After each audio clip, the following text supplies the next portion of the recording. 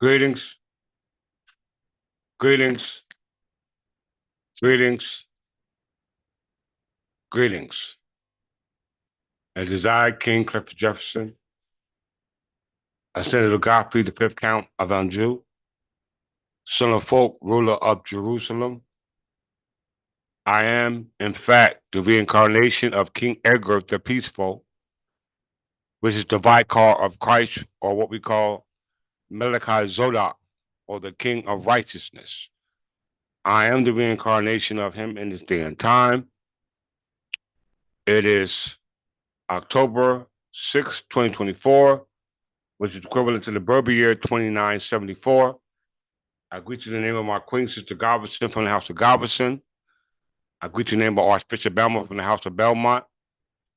I greet you in the name of all the predecessors, the ancestors, the successors, the family, children, mother, father, and all those who are entitled to the vast estate that was left by our ancestors from time immemorial. This is part two of if we were in a computer simulation, who wrote your program? If we're in a computer simulation, who wrote your program?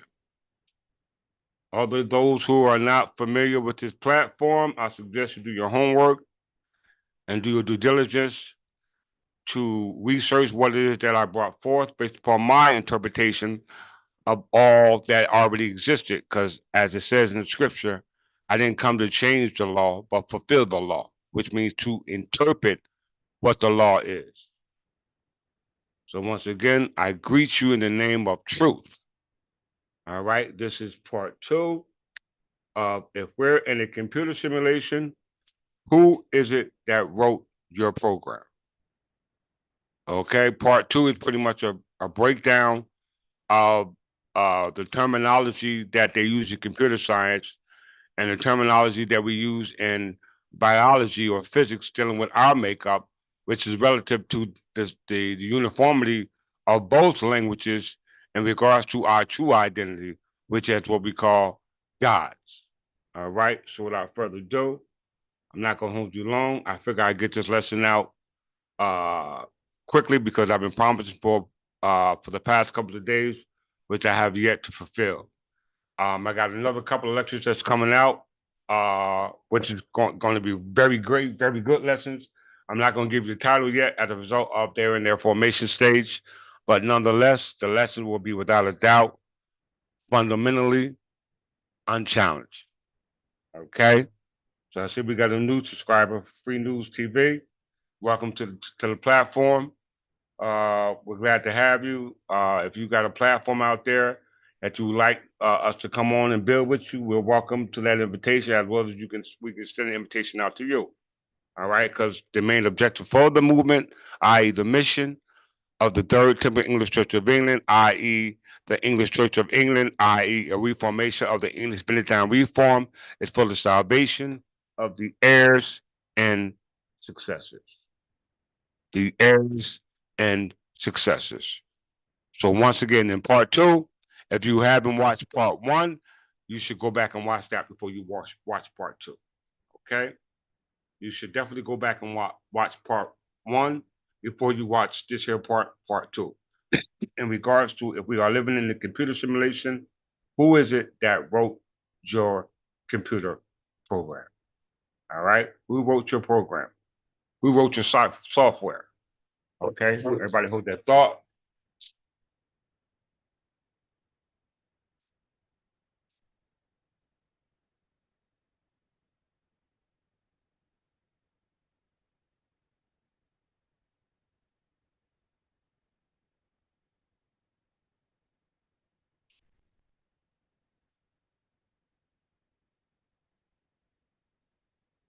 This lesson here is about the God gene.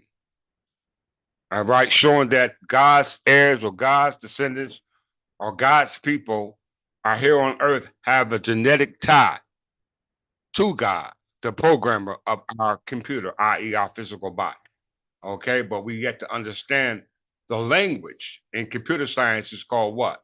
the source code or the source or just simply the code. Okay?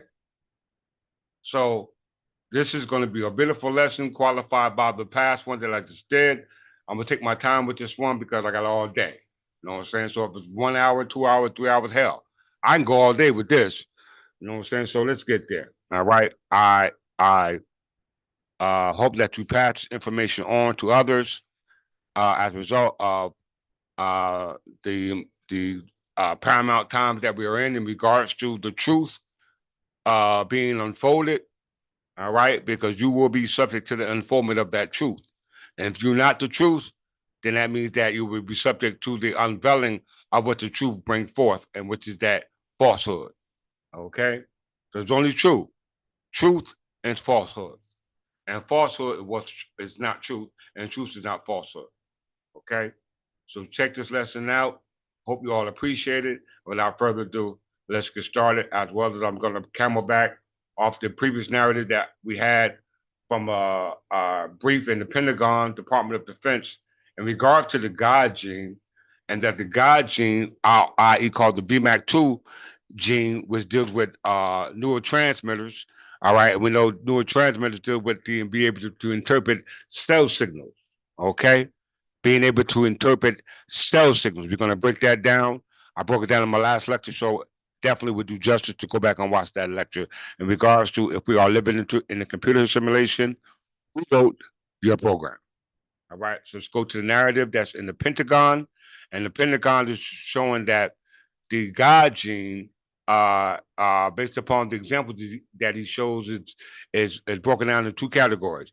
One is the fanatical groups of religious people, and those who are have some type of enlightenment from reading religious material. Okay, those are the two distinctions between the effects of the inhibitor of the God gene. Okay, so in order for you to understand why they inhibited the God gene, you must understand what the God gene is. And what better person to tell you what the God gene is those who are trying to use it as a weapon. Okay, so now with further ado, let's get started. Pay very close attention, write these terms down.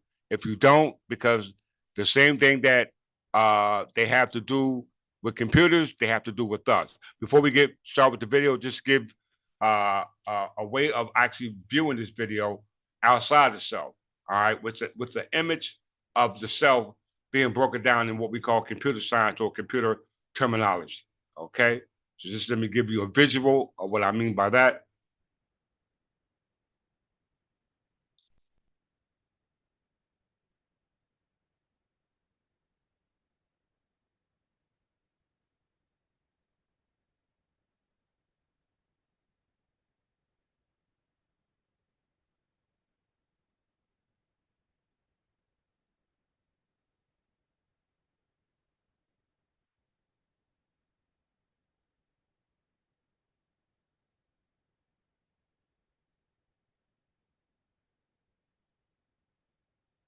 As you see an image of an entity or a body or object that looks similar to that of the characteristics of what they call a person. Okay? What type of person has yet to be defined.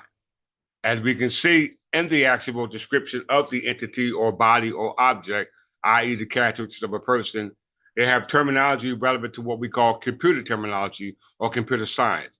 Those words being, i.e., one part is video card. Video card is called a graphic card. A video card or a graphic card is a card that is printed in the computer to help with the so-called creating of what we call the image that shows up on what we call the monitor screen. Pretty much what you see in the TV set or what we call the computer, i.e. the graphics, okay?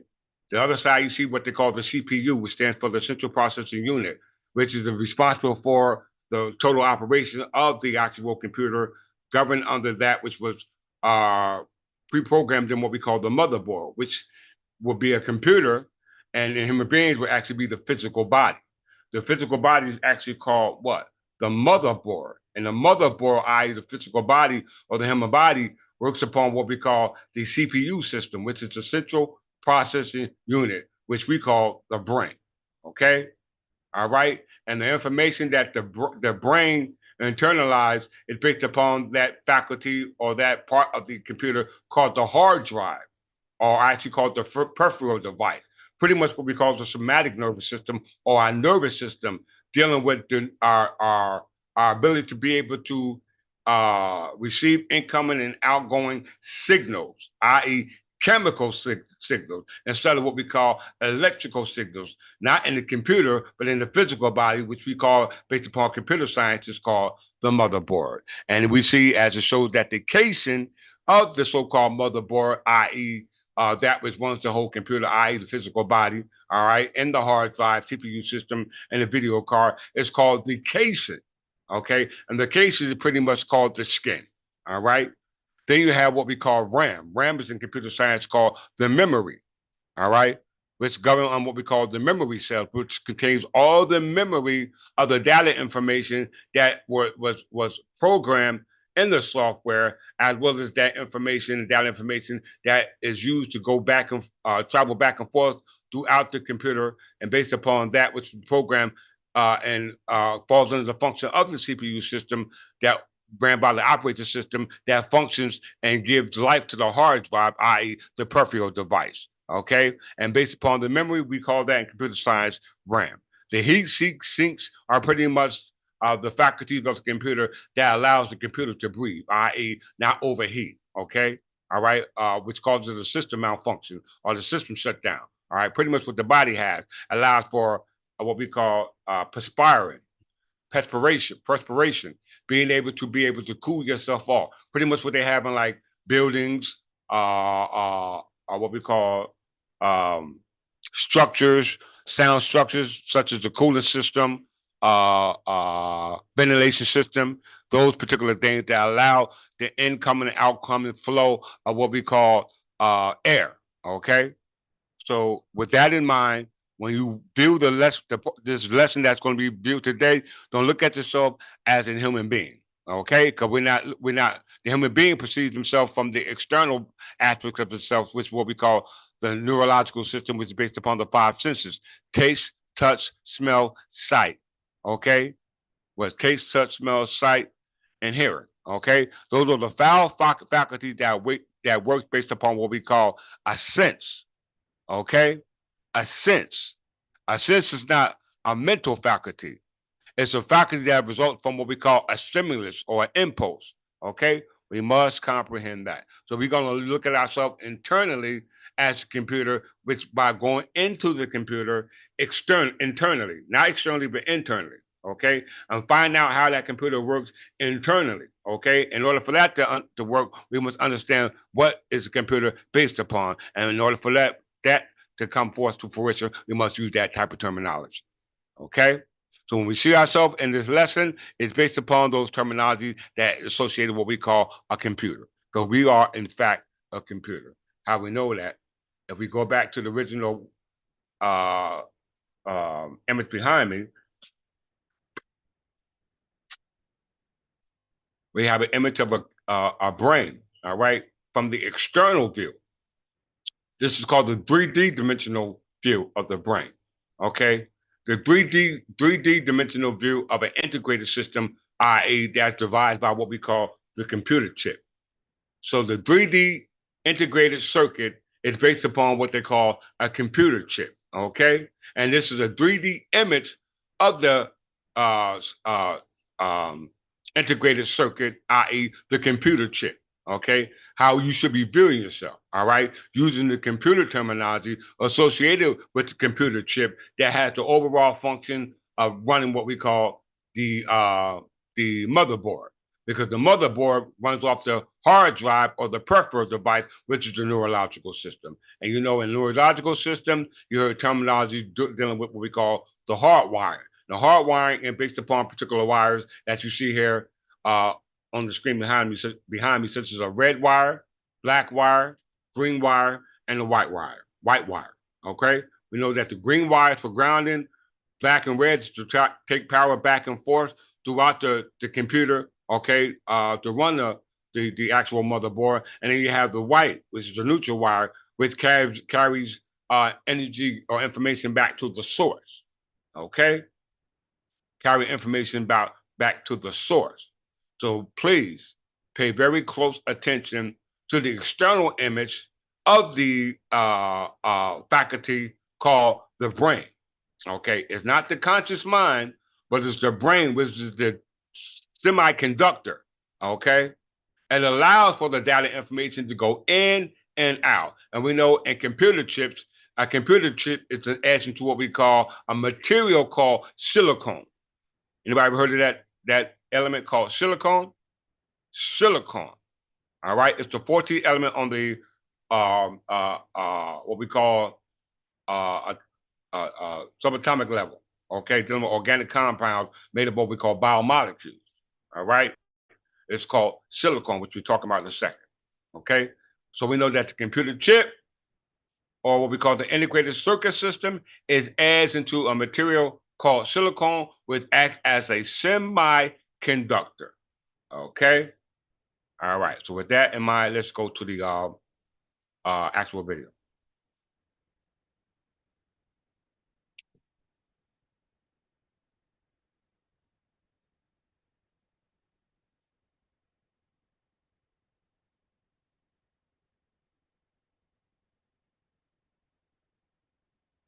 If I still got it here, what I do with it?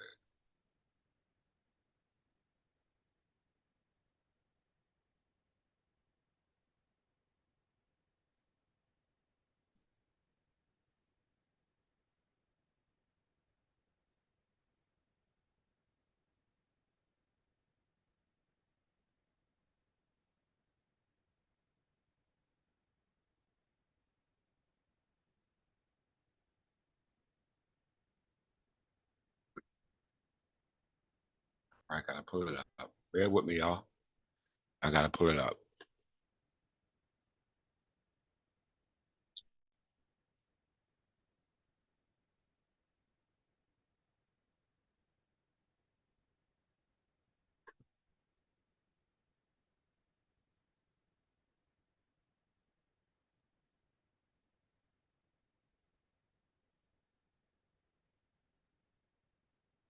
Please, if you like, please subscribe, share, as well as if you like to donate free and common soakage, please donate to the Third Tipping Church of England or to $ Clifford Jefferson L. Your free and common soakage, i.e., your gift to the king, is very well appreciated. Okay, with me a second, everyone.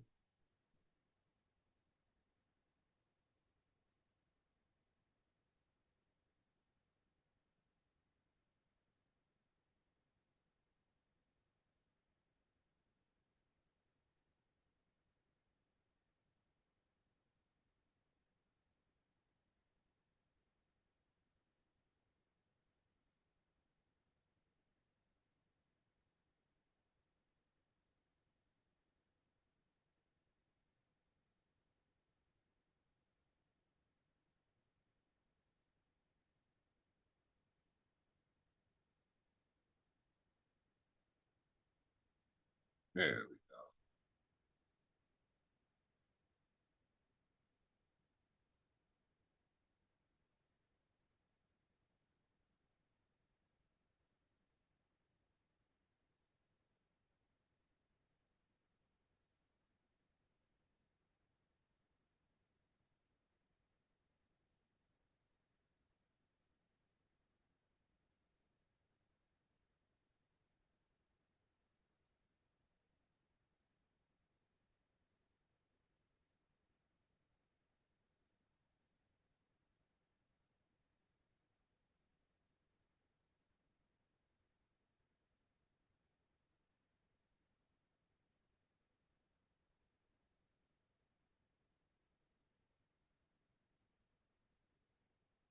All right, here we go.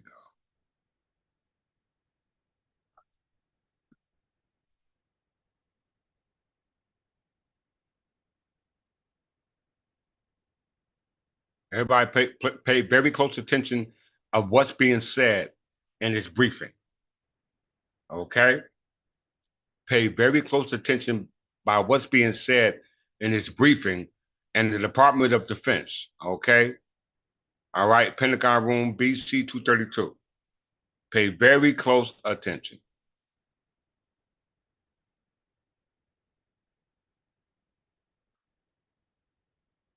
We're not going to hear this to anyone else.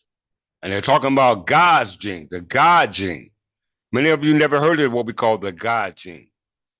Okay? The God gene. Now you're about to hear about it. Let's see.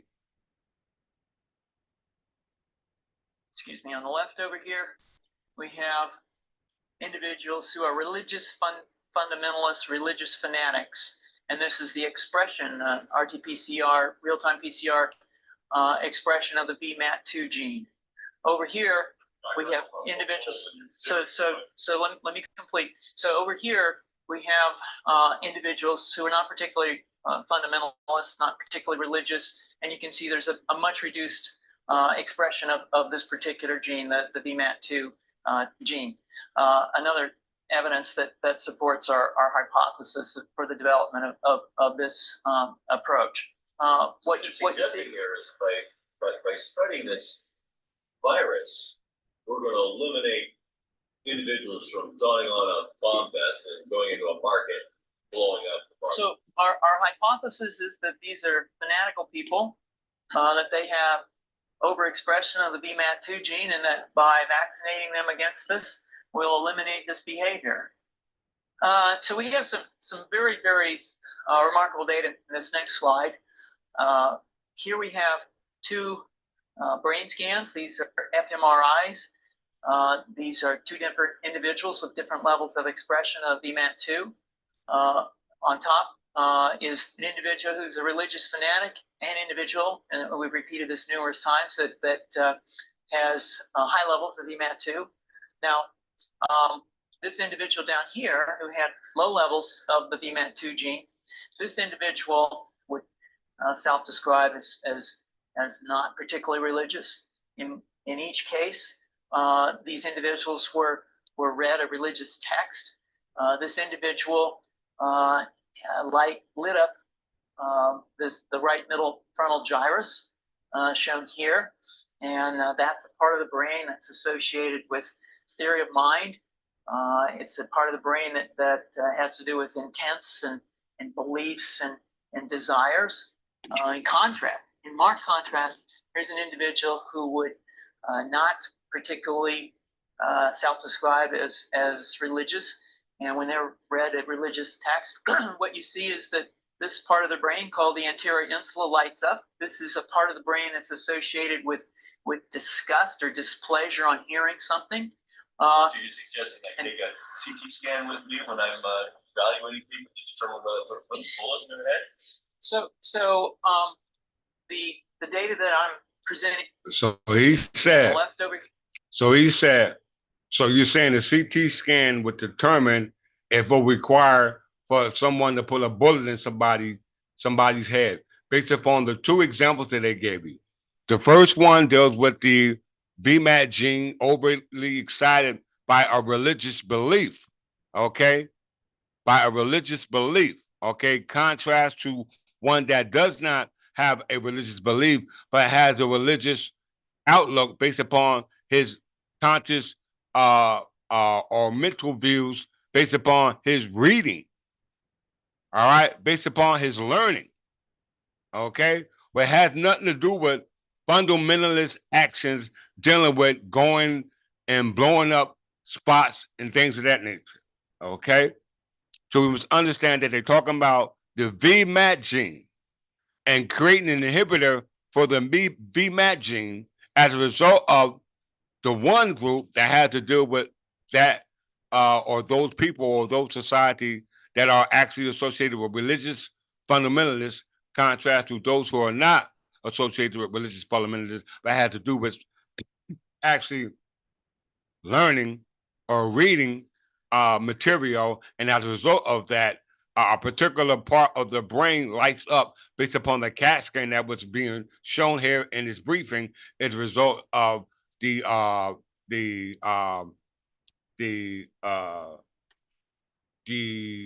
results of the VMAT gene or what's taking place on a microscopical level based upon the image that's being shown in regards to the VMAT gene, also called what we call the God gene. Okay? Very important for you to understand what's being said in regards to the God gene and why they're trying to inhibit the God gene, which has already been done as a result of those particular viruses that are already being put out there in society that they're going to say it's being they're going to say right here on the record for the record. Okay, so let's continue with the video. Here we have individuals who are religious fundamentalists, religious fanatics, and this is the expression, RT-PCR or real-time PCR expression of the VMAT2 gene. Over here we have individuals. So let me complete. So over here we have individuals who are not particularly fundamentalists, not particularly religious, and you can see there's a much reduced expression of this particular gene, the VMAT2 gene. Another evidence that supports our hypothesis for the development of this approach. What you see here is by spreading this virus, we're going to eliminate individuals from going on a bomb vest and going into a market, blowing up the market. So our hypothesis is that these are fanatical people, that they have overexpression of the VMAT2 gene, and that by vaccinating them against this, we'll eliminate this behavior. So we have some very, very remarkable data in this next slide. Here we have two brain scans. These are fMRIs. These are two different individuals with different levels of expression of VMAT2. On top is an individual who's a religious fanatic, an individual, and we've repeated this numerous times, that has high levels of VMAT2. Now, this individual down here who had low levels of the VMAT2 gene, this individual would self-describe as not particularly religious. In each case, these individuals were read a religious text. This individual lit up the right middle frontal gyrus, shown here, and that's a part of the brain that's associated with theory of mind. It's a part of the brain that has to do with intents and beliefs and desires. In marked contrast, here's an individual who would not particularly self-describe as religious. And when they're read a religious text, what you see is that this part of the brain called the anterior insula lights up. This is a part of the brain that's associated with disgust or displeasure on hearing something. You see, it said non-religious brain. Did y'all see that? It said non-religious brain. So meaning that the brain wasn't functioning based upon a religious belief, but it was based upon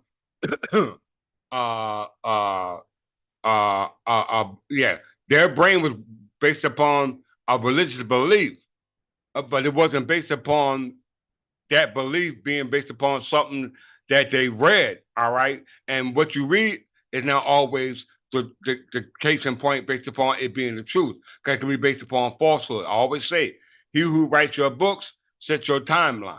Okay, so we're going back to understanding the purpose and intent of creating the inhibitor, such as a virus for the God gene for a particular people in a particular area, and as a result of the fundamentalist acts that they were committing as a result of a religious belief, contrast to those who had nothing to do with a religious belief, but simply that part of the hemisphere of the brain lit up as a result of reading.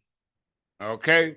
So that is a distinction we want you to make here at the Third Temple Church of England, the English Church of England, as a result of what took place under the English Benedictine Reform, which in order for you to comprehend that, you must read. Okay? You must read. Let's continue.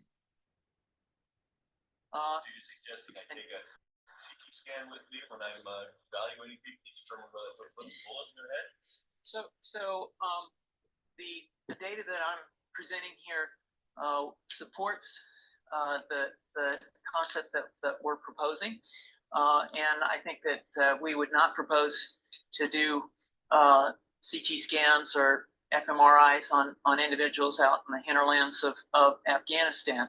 The virus would immunize against this VMAT2 gene, and that would have the effect that you see here, which is it's essentially to turn a fanatic into a normal person. And we think that will have major You hear effects that? in the Middle East. Oh, you suggest this. They said turn a fanatic. Well, They said to turn a fanatic into a normal person. Okay? Those who are highly have a high percentage of the VMAT gene, based upon their religious belief, they're going to use a virus to inhibit that genetic important factor of oneself as a result of the fundamentalist practices that originate based upon their religious belief, and as we see in the right middle frontal gyrus, dealing with part A. And part B, it has nothing to do with a religious brain in regards to fundamentalism, but simply based upon what one simply remembers based upon reading material. You hear that? Reading material. So what was used based upon a medium for learning now is being used for a medium to institute or inhibited that right to learn. Okay? As we can see that they're trying to cut off the God gene. All right, let's continue. Oh, so the present plan and the tests that we've done so far have used respiratory viruses such as flu or rhinoviruses, and we believe that that's a satisfactory way to get the exposure of the largest part of the population. Most of us, of course, have been exposed to both of those viruses. Okay. It sounded like he said coronavirus. I could be wrong, but he just said that majority of people have been subject to those two viruses already in lieu of inhibiting the VMAT2 gene or the God gene. Notice they called it the the crown, what's it called? Yeah, the coronavirus. Okay. The virus denoting to your remembering the history in regards to the crown. Okay. The crown chakra. Okay.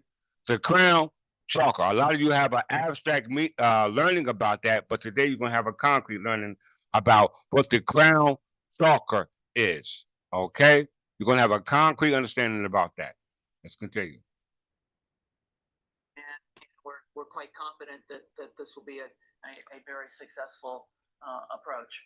This is fascinating. What's the name of this proposal?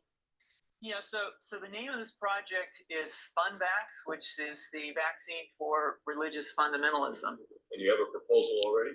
The proposal has just been submitted, and I think that the data that I have shown you today would support the development of this project, and we think it has great promise. Okay. So this is what they're using to start instituting on people within the Middle East. Okay.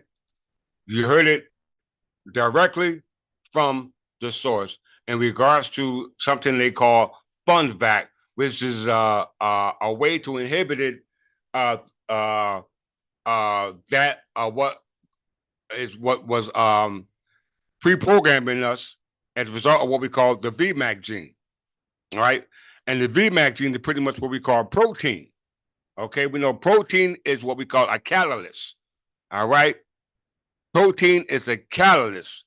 We must understand this from the genetic level of ourselves, dealing with the understanding of ourselves in biology, because in biology, we are in fact a computer. Okay. We are a computer. Okay. So without further ado, let's get on with the joyous and beautiful interpretation of this marvelous lesson I prepared for you. Okay. So what is the God gene?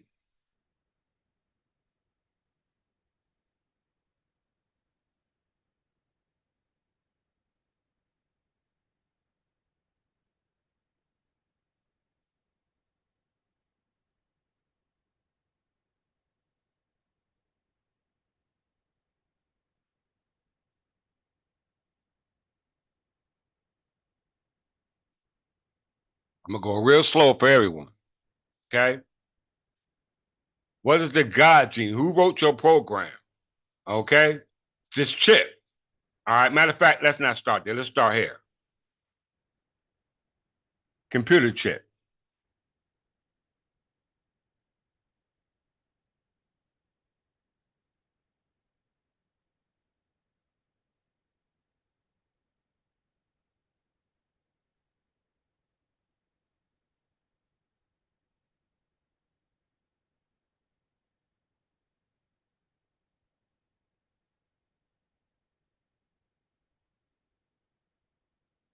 Right?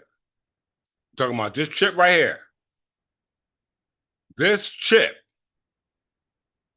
All right? The most important chip. All right? In our system, which we call the motherboard.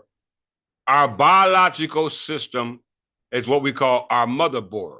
And it's the data information that the motherboard runs off is based upon what we call the CPU system, which is called the central processing unit. Okay? And the central processing unit runs off the data information that was pre-programmed and what we call the software, called the computer program by the programmer. Okay? And the programmer is the one we call God. Okay? The one we call God. So we're going to look at this in the abstract, what you call God, and look at it in the concrete through the eyes of computer terminology. Okay? So an integrated system, i.e. the chip, all right? And the chip, even though it's there, it had to be hardwired. Okay? What is it hardwired to? Okay? Who pre-programmed this chip? Okay? Which is this integrated circuit system. Okay? All right, let's define what the system is.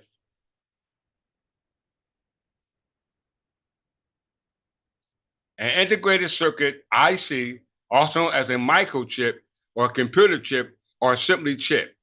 It's a small electronic device made up of multiple interconnected electronic components such as transistors, resistors, or capacitors. Okay? Or capacitors.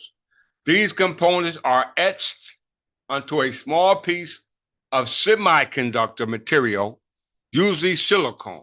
Did everyone hear that? Why is this important? So the integrated system, i.e. the microchip, is integrated into a material called silicon. It's etched into a material, a substance called silicon. Okay? The components that are etched into the small piece of semiconductors, material usually called silicon, integrated circuits are used in a wide range of electronic devices, including computers, smartphones, and televisions to perform various functions such as processing and storing information. This is called memory. They greatly impacted the field of electronics by enabling devices miniaturization and enhanced functionality. Okay? All right, so we're talking about ourselves. The integrated circuit, i.e. the microchip, must be attached to a semiconductor called what? Silicon. Okay? Silicon, right? Because that helps to be able to preserve incoming information by way of processing it and storing it, because that's what you call data information.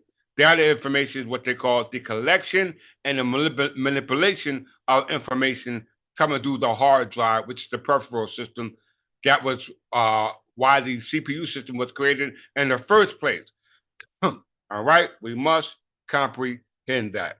So the integrated circuit, or i.e. the computer chip, or simply chip, is a component that is etched into a small piece of semiconductor material, usually silicon. What is a semiconductor? A semiconductor is a material that is between the conductor and the insulator and the ability to conduct electrical current.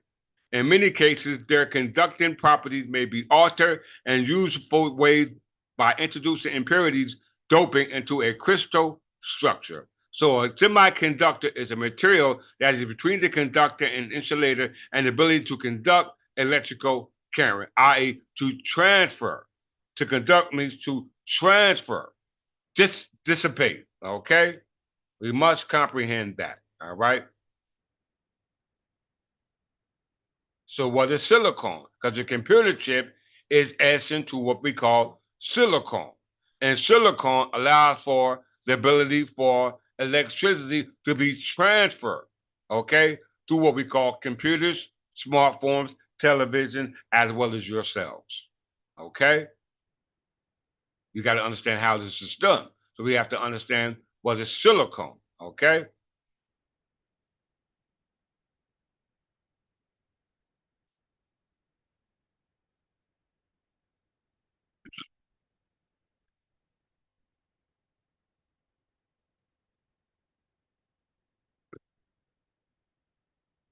Give me a thumbs up if you like what you're hearing.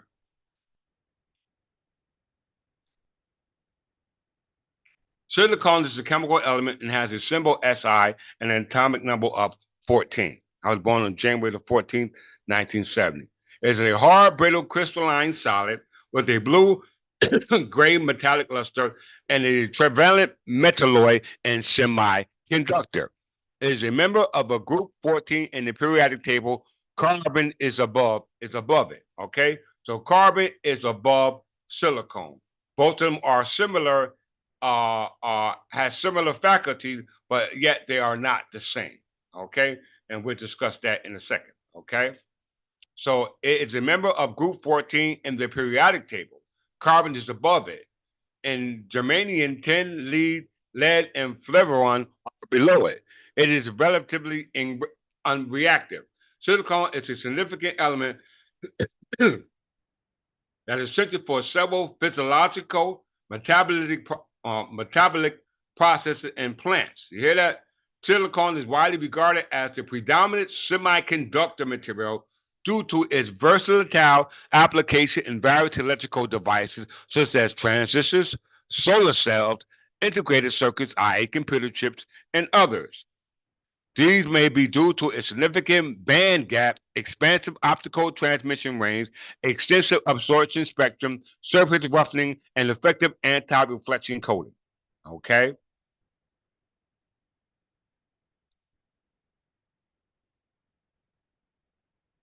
Silicon is the eighth most common element in the universe by mass, but very rarely occurs as a pure element in the Earth's crust. It is widely distributed throughout space and cosmic dust.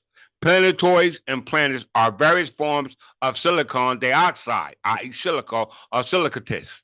More than 90% of the Earth's crust is composed of silicate minerals, making silicon the second most abundant element in the Earth's crust, about 28% by mass after oxygen. We know all life forms that are carbon based depends upon what? Oxygen to exist on the planet. We all know that, right?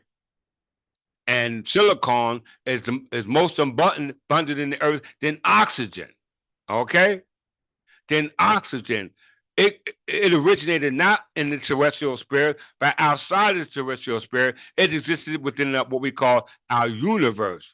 All right. And it came before the creation of our universe, as well as the creation of what? Our solar system.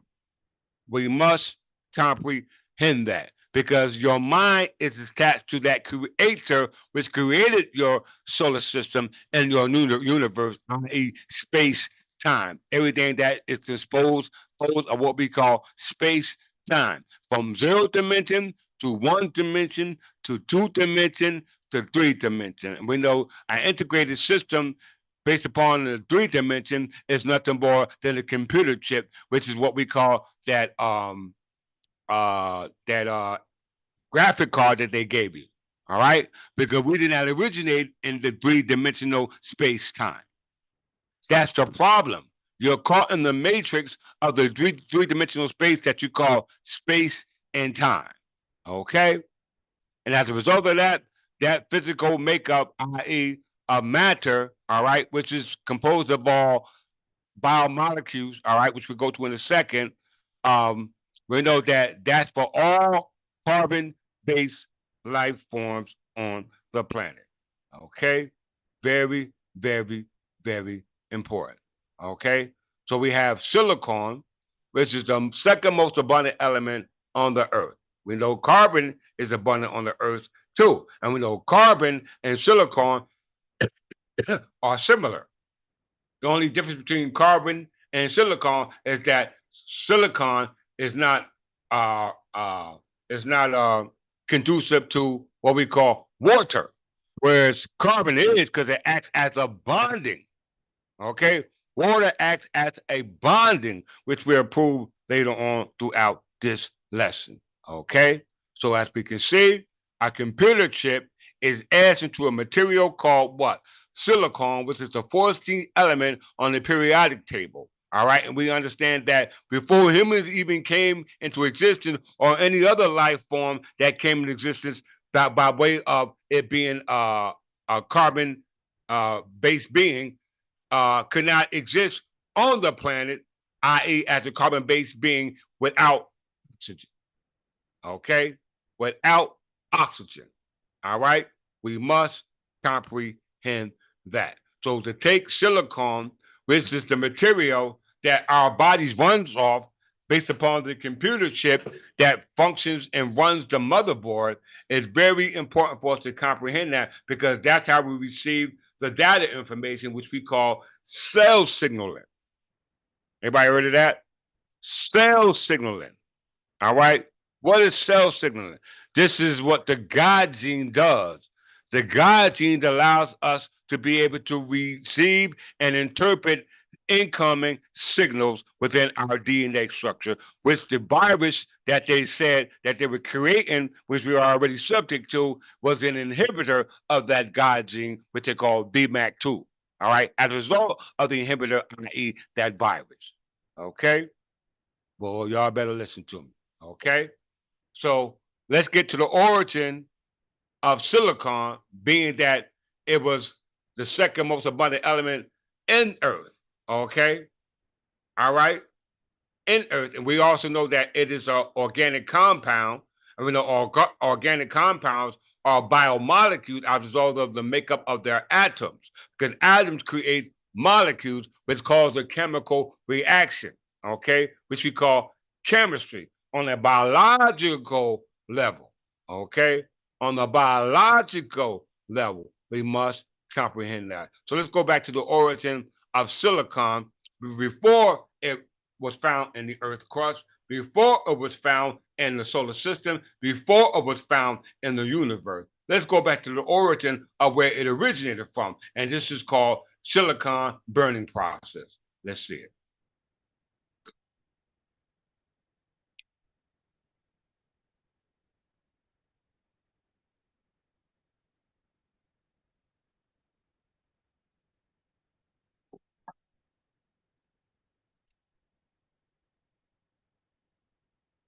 Silicon burning process. In astrophysics, we know physics means the study of the stars. Astros means stars. Astro means above. In astrophysics, silicon burning is a very brief sequence of what? Nuclear fusion reactions that occur in massive stars. Did you hear that? Did y'all hear that? Silicon burning processes includes in a process that deals with nuclear fusion. Okay? Silicon burning is the final stage of fusion for massive stars that have run out of the fuse that powered them for their long lives in the main sequence on the Hertzsprung-Russell diagram. It follows the previous stage of hydrogen, helium, carbon, neon, and oxygen. So we see that silicon burning process originated what we call nuclear fusion. Okay? What is nuclear fusion? Okay? Anybody know what it is? Nuclear fusion is the reaction in which two or more atomic nucleates, usually deuterium, deuterium and tritium, combine to form one or more different atomic nucleus and subatomic particles. The difference in mass between the reaction and product is manifested as either part and cell. Let's get there. Let me just read that.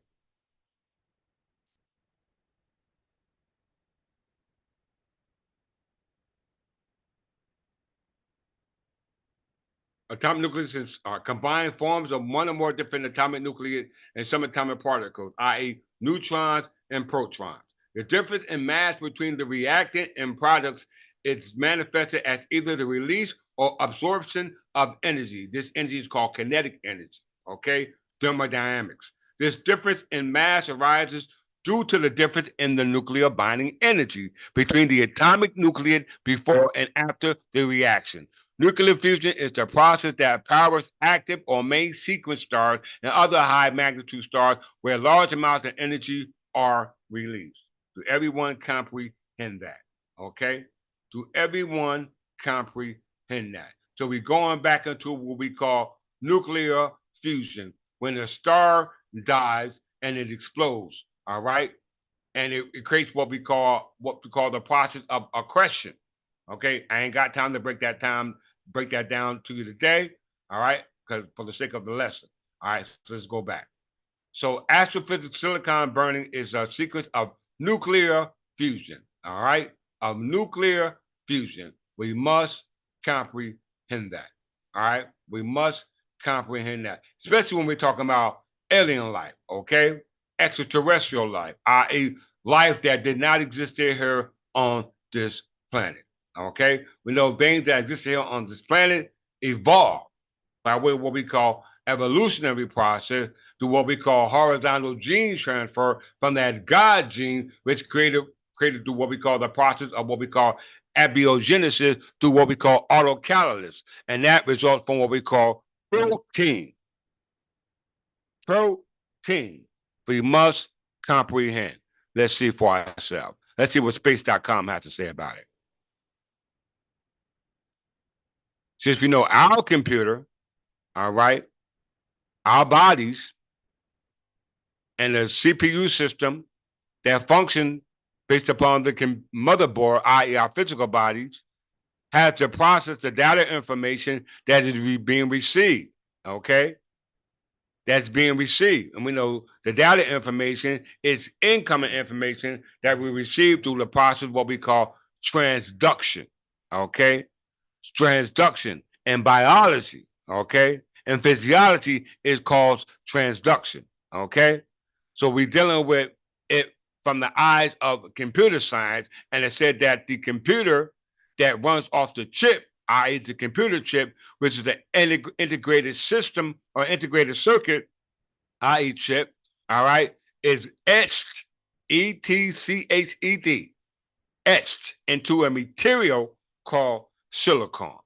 All right, silicon. Let's see. Alien life may not be carbon-based. New studies now suggest. Okay. Intriguing autocatalytic reaction appears to be far more common than scientists has thought. Okay. Life requires a repetition of chemical reactions. So you got to understand chemistry. Okay. You understand chemistry, you got to understand biology and physiology. Describing the kinds of reactions and conditions required for self-sustaining repetition called autocatalysis. Could focus the search for life on other planets. Okay. It states self-sustaining chemical reactions that could support biology radically different from life as we know it might exist on many different planets, usually a variety of elements beyond the carbon upon which Earth life is based on, a new study finds. On Earth, life is based on organic compounds. These molecules are composed of carbon and often include other elements such as hydrogen, oxygen, nitrogen, phosphorus, and sulfur. Let's go to the composition of the human body before we continue to read that. Okay, just to qualify that.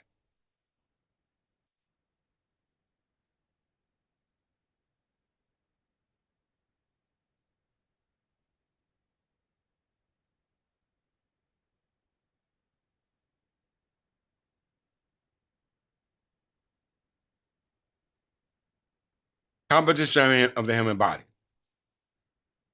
Body composition may be analyzed in various ways. They can be done in terms of chemical elements, okay, present or by molecular structures, water, protein, Now remember, silicon and water don't mix. Carbon and water mix because it acts as a bonding. Okay? Water, protein, fats, or lipids, hydroleptides, and bones. Okay? Carbohydrates such as glycogen and glucose and DNA.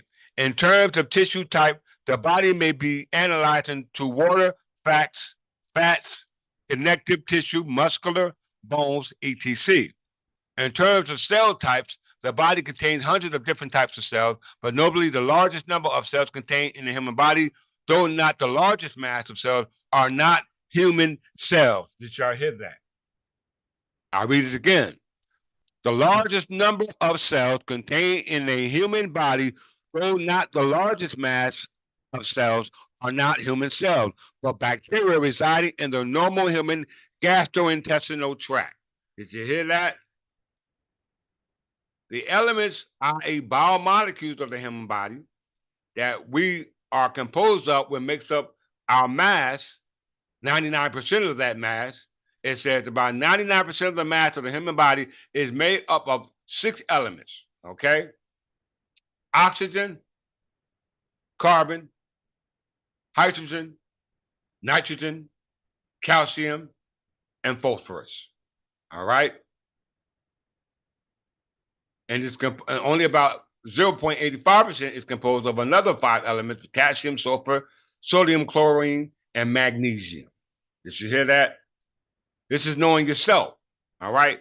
You have to know yourself by understanding what we're talking about today. This is what we call cell lineage. You must understand your cell lineage, all right, based upon cell signaling. Okay. We must understand that they are of the same uh, essence, okay, of the same understanding. So dealing with the chemical makeup of the body, it also says that right here.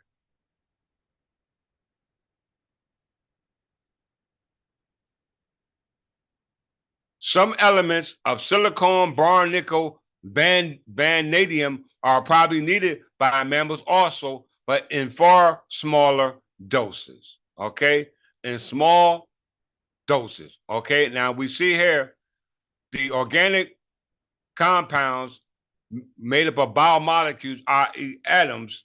Majority of that exists above the what we call the abdominal.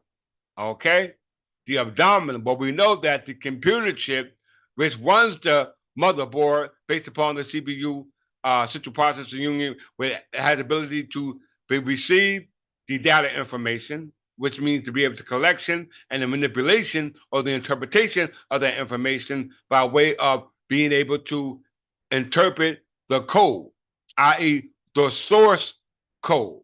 Okay, you must be able to interpret the code. All right, and the code is based upon the code coded by the programmer, and the programmer is that which is adds into that silicon, because silicon is the material that the computer chip was etched into to run the physical motherboard, i.e., so the CPU can be running along with the hard drive, i.e., the peripheral system, which we call the human body. Okay, very, very, very simple. Okay, so let's go back to silicon. All right, alien life.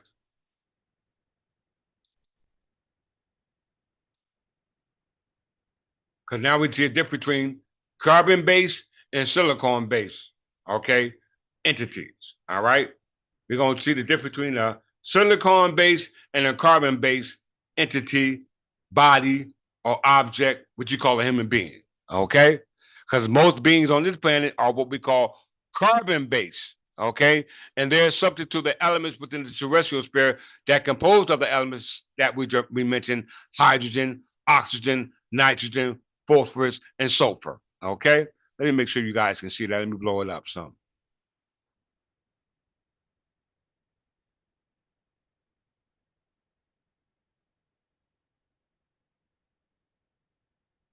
Okay.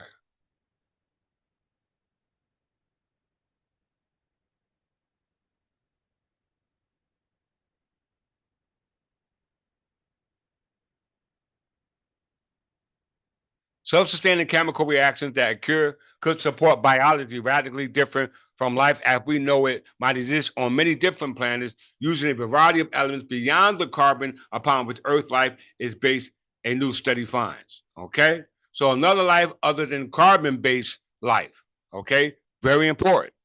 On Earth, life is based on organic compounds. These molecules are composed of carbons and often include other elements such as hydrogen, oxygen, nitrogen, phosphorus, and so forth. We already know that what the body is made of, okay, to exist within the terrestrial sphere based upon our makeup, i.e., mass, okay, volume, okay.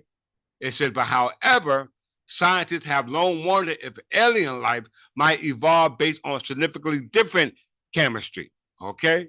Different chemical reactions. For example, researchers have long speculated that silicon may also serve as a backbone for biology, okay? So silicon might be or serve as a backbone biology. We know biology deals with the study of our cellular structure, okay?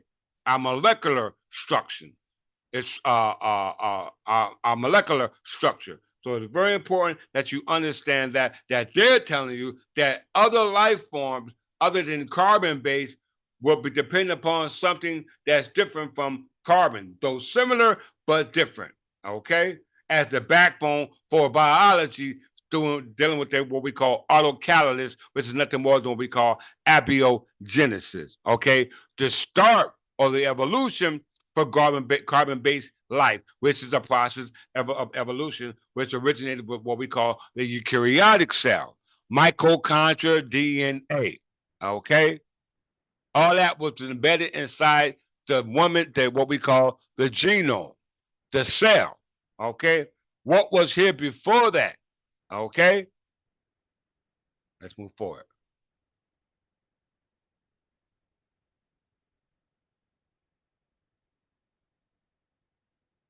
It's important not to explore these possibilities so that we have an idea of what all forms of life can look like, not just Earth life. Study senior author Batul Kakar and astrobiologist, bacteriologist, and evolutionary biologist at the University of Wisconsin-Madison told space.com. Okay? A kind of chemical interaction that is key to life on Earth is known as autocatalysis. Autocatalysis. You hear that? Autocatalytic reactions are self-sustaining. They can produce molecules that encourage the same reaction to happen what? Again, envisions a growing population of rabbits. So this is the experiment that they use to qualify this thesis. Okay? We're not going to talk about the rabbits. Let's move to the next paragraph. One of the major reasons that origin of life researchers care about autocatalysis is because of reproduction.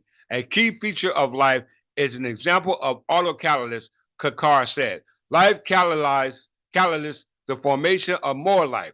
One cell produces two cells, which can become four or so on. This is called multicellular symbiosis. Okay, multicellular symbiosis. Okay, as the number of cells multiply, the number of diversity of possible interactions multiplies accordingly. Okay, this is chemical reaction or what we call gene expression.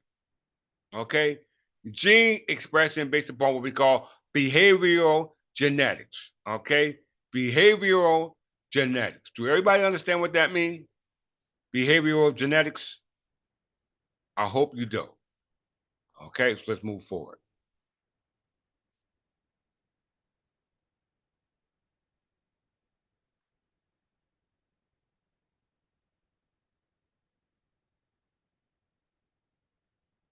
Let's go ahead.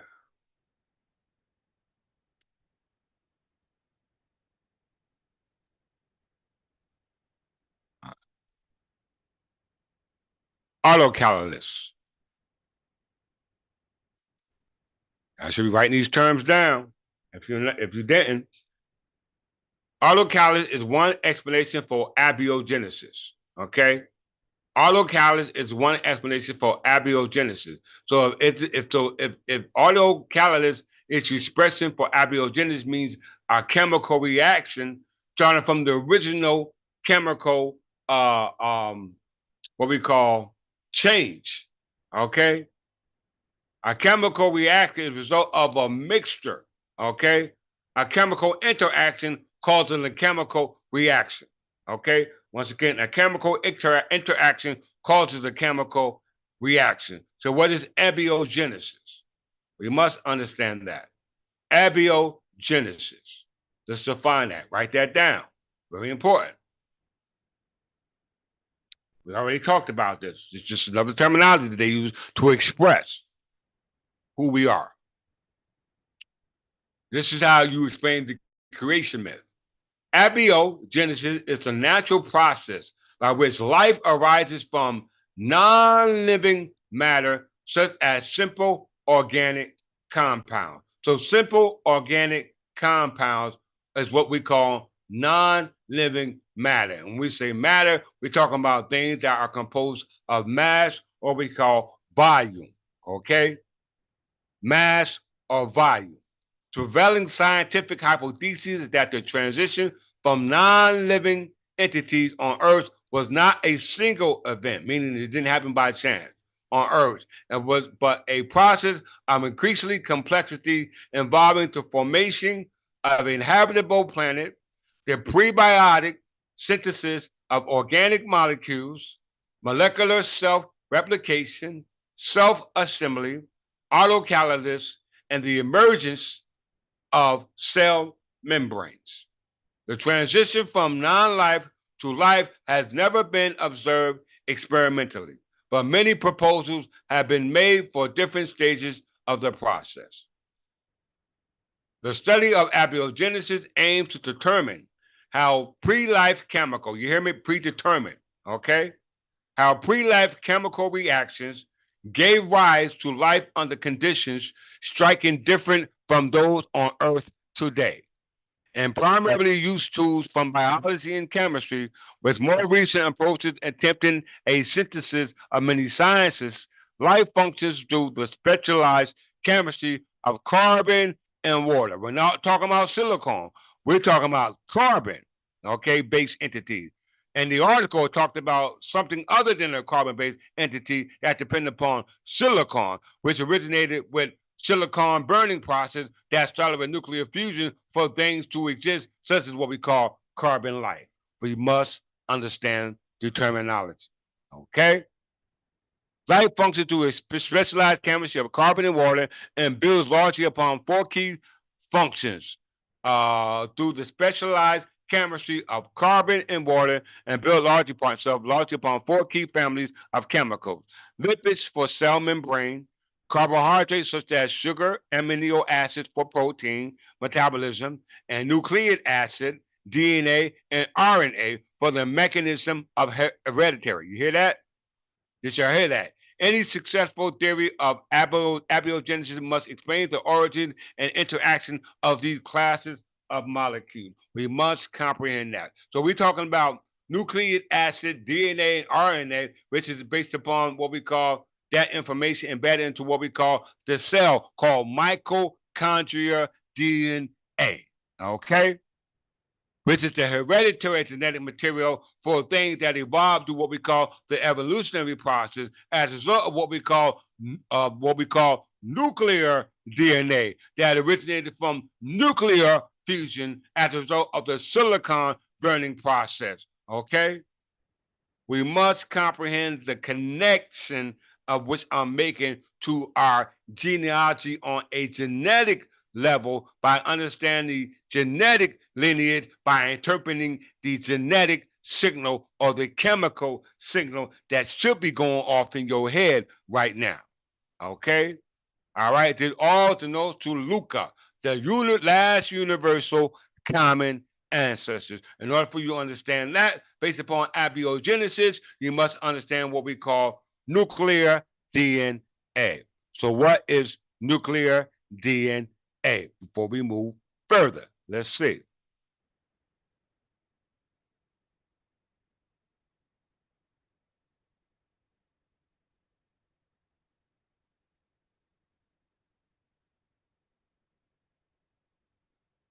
Nuclear DNA, or nuclear deoxyribonucleic acid, is the DNA contained within each cell nucleus of the eukaryotic organism.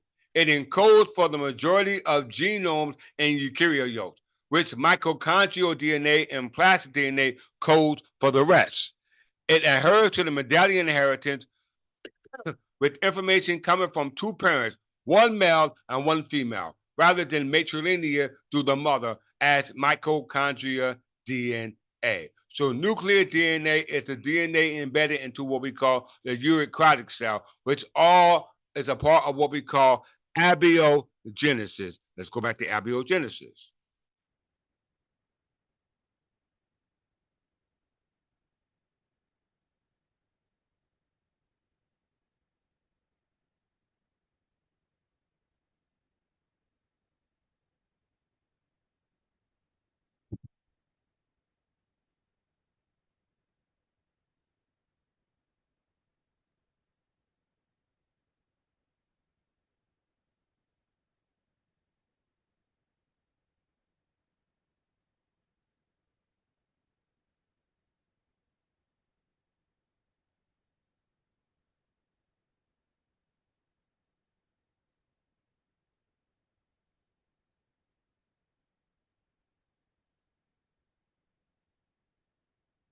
We're still talking about abiogenesis, y'all. Many approaches to abiogenesis investigate how self-replicate molecules or their components came into existence. Researchers generally think that current life descends from the RNA world, although other replicated and self-catalyzed molecules may have preceded RNA. Other approaches to metabolism first hypothesis focus on understanding how catalysts and chemical systems of Earth might have provided the precursor molecule necessary for self-replication. The classes of 1952 Myler-Urey experiment demonstrated that most amino acids, the chemical constituents of proteins, can be synthesized from inorganic compounds under conditions intended to replicate those of early Earth. External sources of energy may have triggered these reactions, including lightning, radiation, atmospheric entries of micrometeorites, and implosions of bubbles in sea and ocean waves. Okay, so this has a lot to do with how all things came into being. All right, we must comprehend that. Let's see where we going here next. Let's see.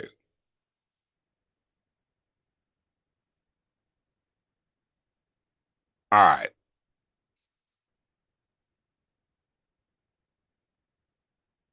Let's go back to the God gene again.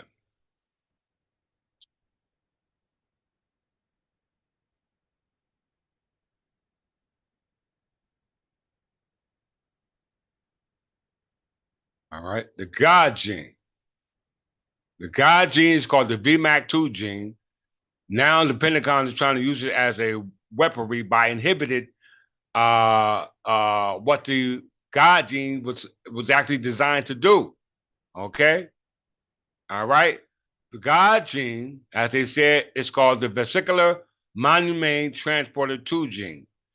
Predisposes humans towards spiritual and mystic experiences. You hear that? Once again, the God gene hypothesis proposes that human spirituality is influenced by hereditary and that a specific gene. So they're not talking about some religious belief. They're talking about study of biology on a genetic level through what they call a protein called the vesicular monoamine transporter 2, i.e. the VMAC2, which predisposes humans toward spiritual and mystic experiences. Do you hear that? Do you hear that? Let's get a little bit more definition on the term.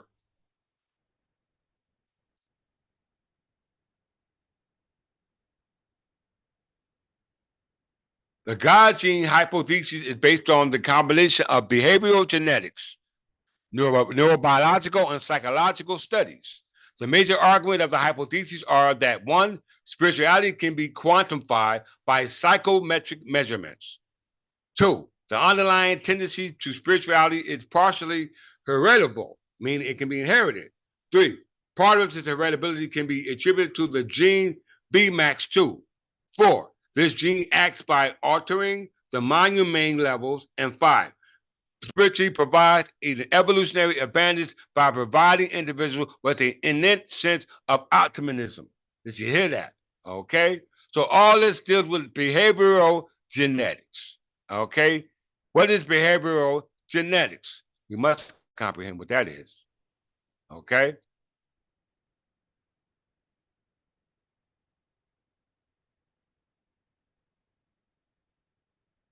Behavioral genetics, also referred to as behavioral genetics, is a field of scientific research that uses genetic methods to investigate the nature and origin of individual differences in behavior.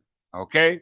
We've seen the behavior of the God gene, as stated in the briefing in the Pentagon, about the two types of expression of the God gene. Okay?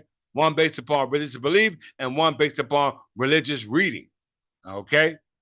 Very important to comprehend the difference because it determines your behavioral patterns based upon that was being influenced on a genetic level. Okay, on a genetic level.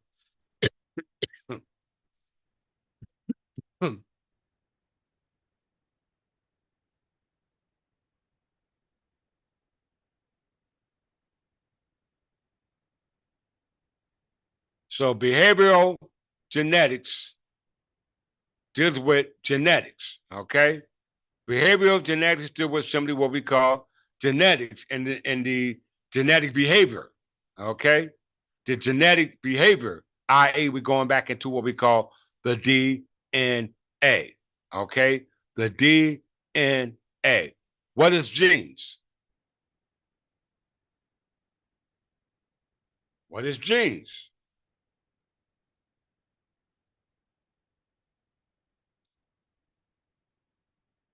I'm here showing you.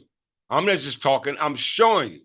In biology, the word gene has two meanings. The medallion gene is the basic unit of hereditary. The molecular gene is a sequence of nucleotides in DNA, deoxyribonucleic, what's it? Deoxyribonucleic, I hate saying that word, deoxyribonucleic acid that is transcribed to produce a functional RNA, ribonucleic acid. There are two types of molecular genes, protein coding gene and non-coding gene. Once again, protein coding genes and non-coding genes. During gene expression, the synthesis of the RNA or protein from a gene, DNA is first copied in RNA. RNA can be directly functional or be the intermediate template for the synthesis of a protein. What is gene expression in regards to the RNA of the genetic material originated from what we call the nuclear DNA? It denotes to what we call the behavioral genetics called gene expression. What is gene expression?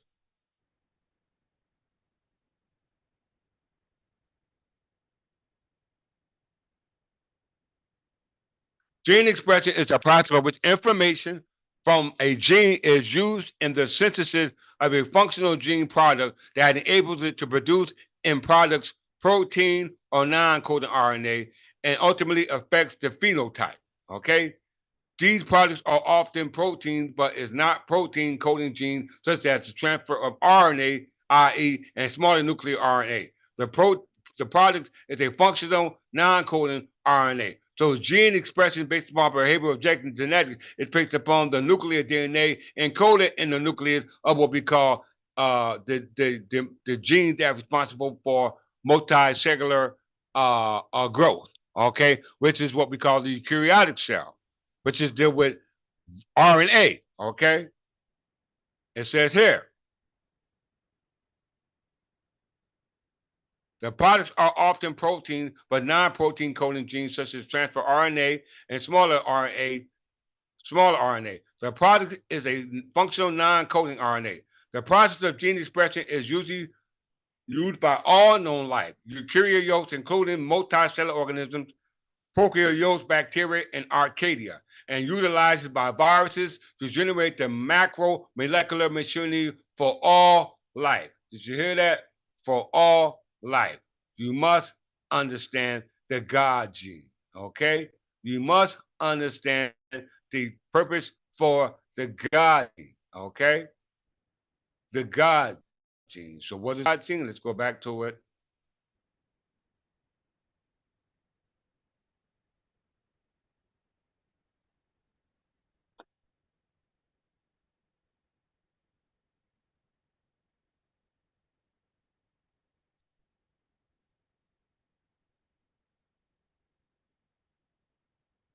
So the God gene is based upon behavioral genetics or gene expression, right? Behavioral genetics or gene expression.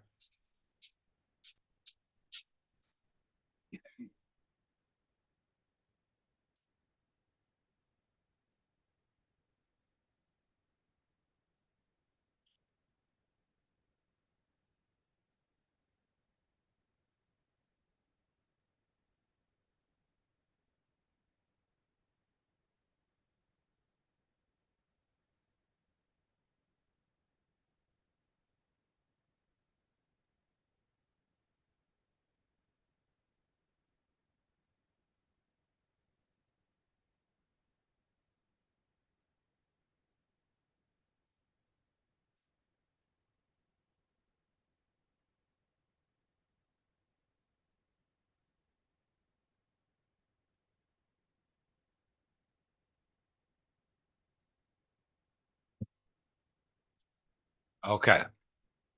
So the God gene or the VMAT2 gene is responsible for behavioral genetics or gene expression. Okay. And the God gene, i.e., VMAT2 gene, is responsible for expression of genes or behavioral genetics. Then we must look at it based upon what the Pentagon briefing premises was based upon. Okay. And we want to make sure that you got to fall to either one of those groups, the fundamentalists of the or those who were learned. Okay, the fundamentals of God's, which is based upon studying God's material. Okay, studying God's material, not man's material. God's material is the study of genes, elements. Okay, cell lineage, very, very, very important. Okay.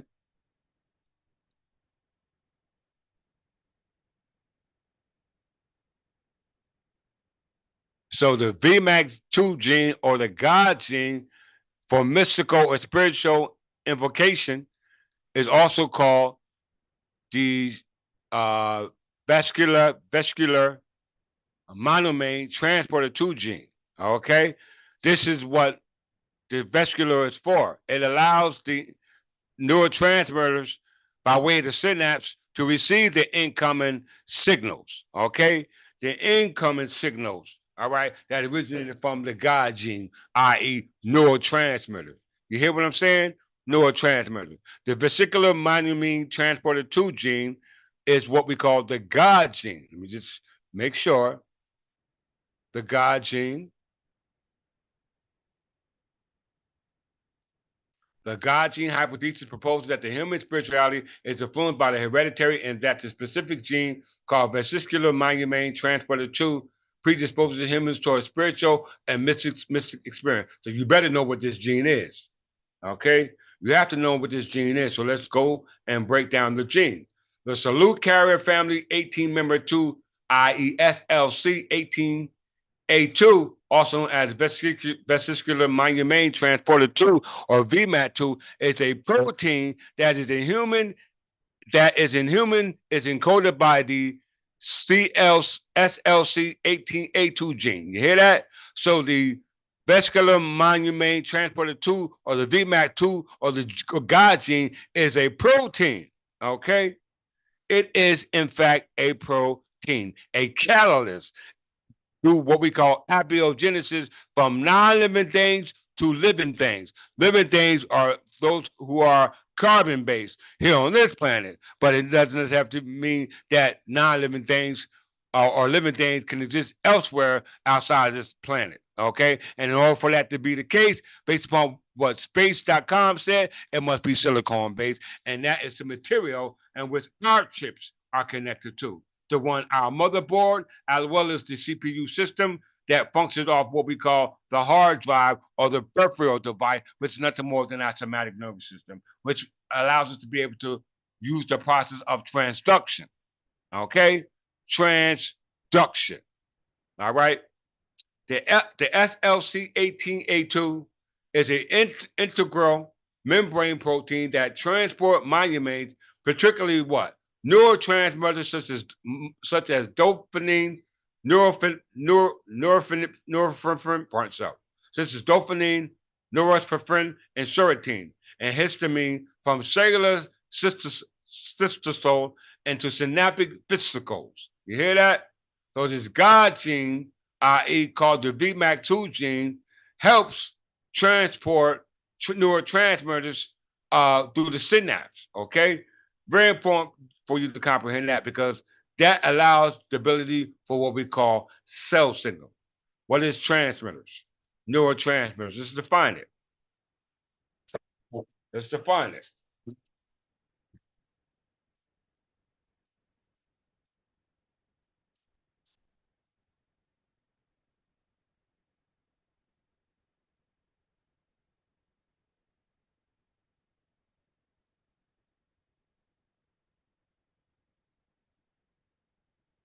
Now, somebody tell me I'm wrong or somebody prove me wrong.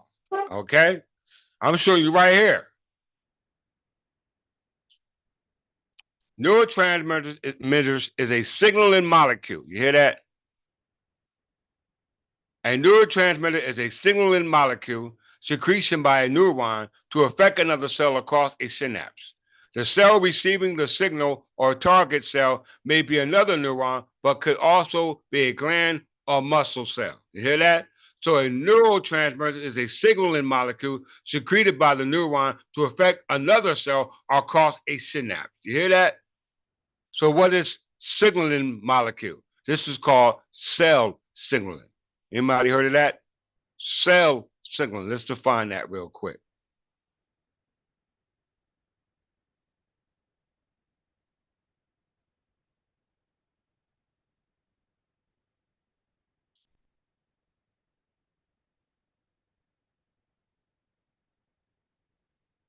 What is cell signaling?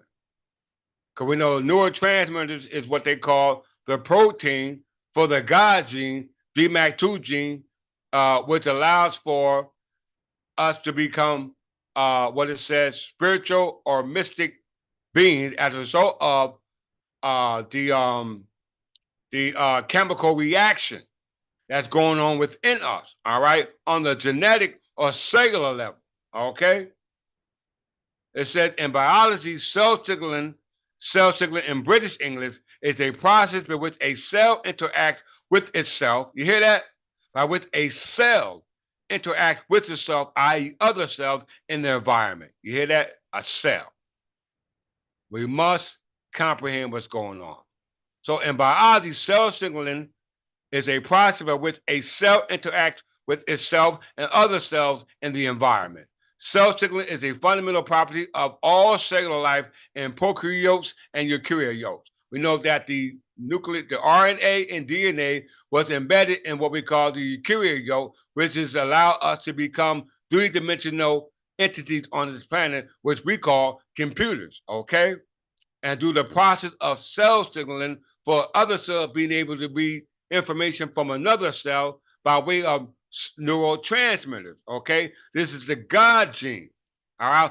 Allowing us to communicate on the cellular level by allowing us to remember the cell lineage, okay?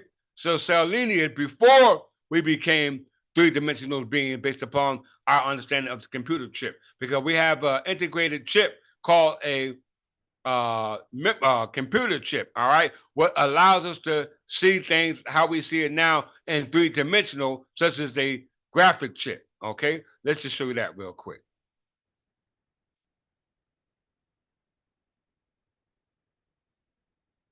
Three-dimensional integrated chip.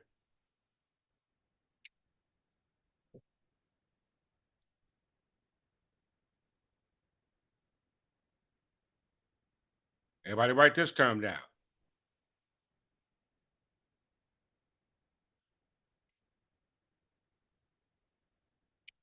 A three-dimensional integrated circuit or 3D integrated circuit is a MOS metal oxide semiconductor, i.e. silicon, integrated circuit, i.e. computer chip, manufactured by stacking as many as 16 or more integrated circuits and interconnecting them vertically, using, for instance, through silicon via TSVS or CU-CU connection.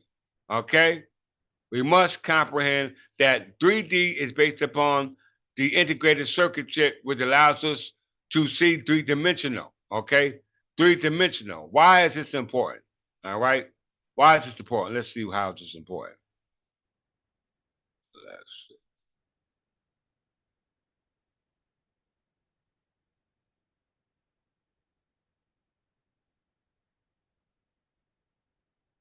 Let's go back to integrated chip.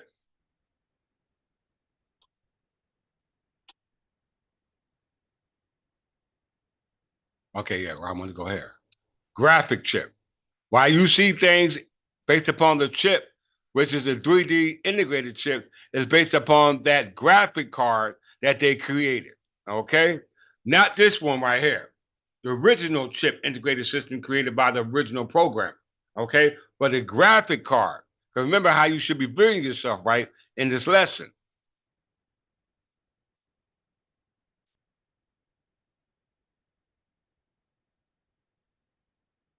All right? This is how you figure yourself to this lesson.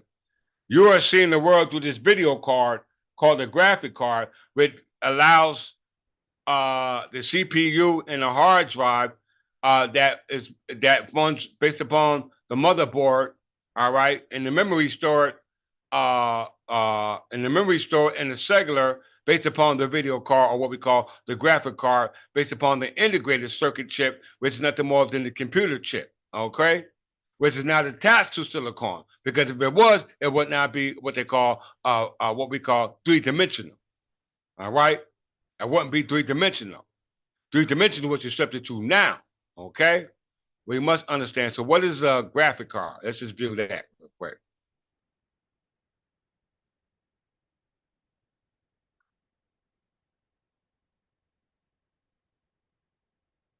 What is the graphic card, or what they call it again? Video card, graphic card, video card. What is the graphic card or video card? How many of you know?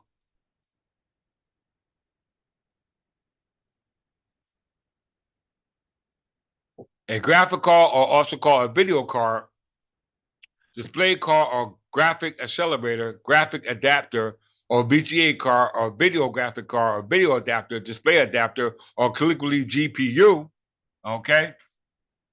It's a computer expansion card that generates a feed of graphic output to a display device such as a monitor. In this case, your monitor will be your eyes, okay?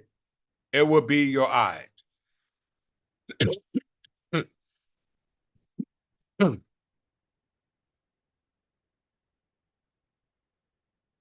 Graphic cards are sometimes called discrete and dedicated graphic cards to emphasize their distinction to an integrated graphic processors on the motherboard on the central processing unit, i.e. the CPU.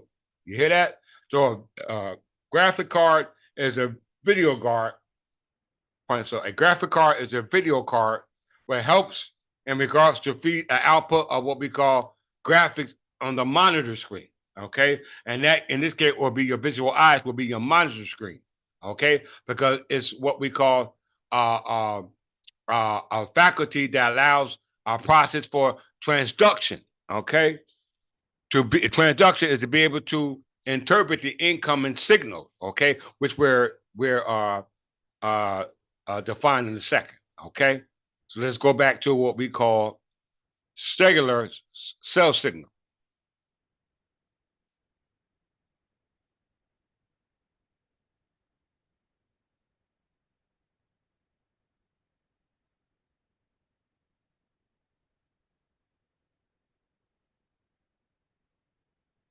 Okay. So we're going in before we were even human beings, all right? Through the process of evolution, we're talking about the genetic coding or the data information in the computer chip, right? Right? The computer chip allows for the abiogenesis of from non-living things to become a living thing, all right? Based upon our comprehension on the or understanding ourselves on a biological level, okay? Because we understand through abiogenesis allows the process for chemical reactions that originated from non-living things to living things based upon the chemical reactions and chemical interactions through chemical substances, okay, or chemical material, okay. We must comprehend that. So I said the biology cell signaling is a process by which cells interact with itself of other cells and the environment. Cell signaling is a fundamental property of all cellular life, okay, in prokaryotic and eukaryotic cell, okay. So how are you interpreting the signals that are incoming and outgoing on the cellular level, okay, based upon your understanding in biology? No one talks about that. So you must understand cell lineage. What is cell lineage? Let's see. We don't use words loosely here.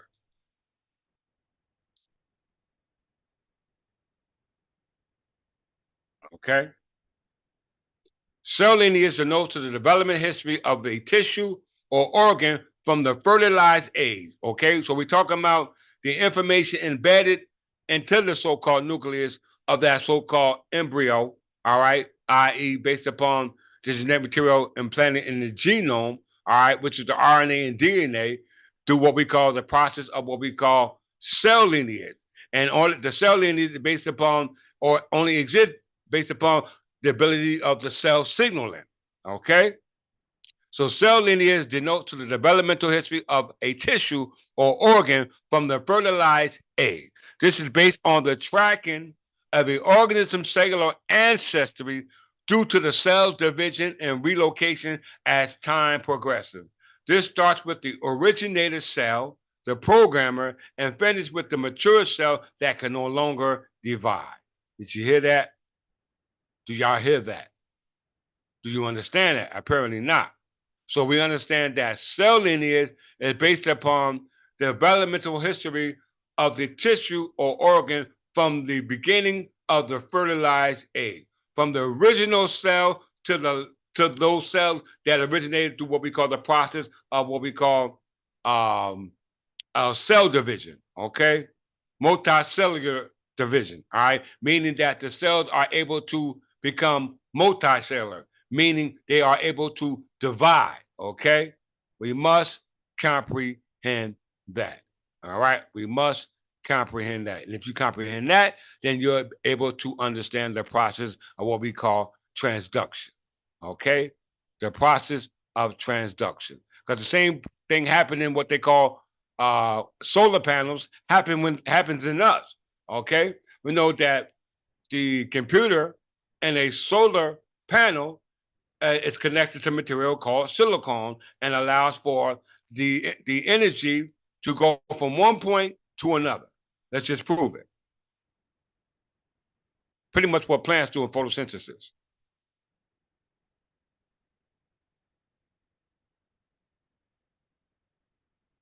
A solar cell or photovoltaic cell is an electronic device that converts the energy of light directly into electricity by means of photovoltaic effect. This is what plants do in what they call photosynthesis. Okay?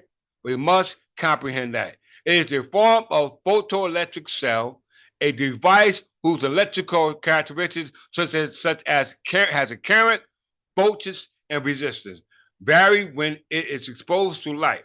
Individual solar cell devices are often electrical building blocks of photovoltaic modules known as colloquially as solar panels. So actually, we are solar panels. We are solar panels, okay? And the only way you'll be able to receive that light is be able to understand the signal, all right, coming from the cell, okay? You must be able to interpret the signal coming from the cell, okay? And in order for you to understand that signal coming from the cell, you must be attached to that cell lineage, okay? You must be attached to the cell lineage, i.e., the DNA of the cell. We must comprehend that, all right? You must comprehend that. Let's see.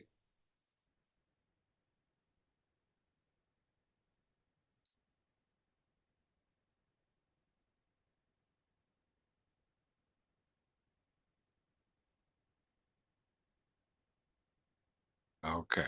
So it says cell lineage. All right. Cell lineage denotes the developmental history of tissue or organ from the fertilized egg.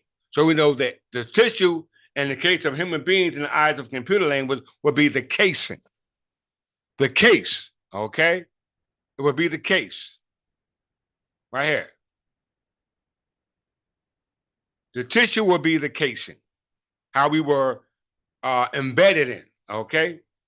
The casing, okay? We must comprehend that, all right? So if that is the case, we must understand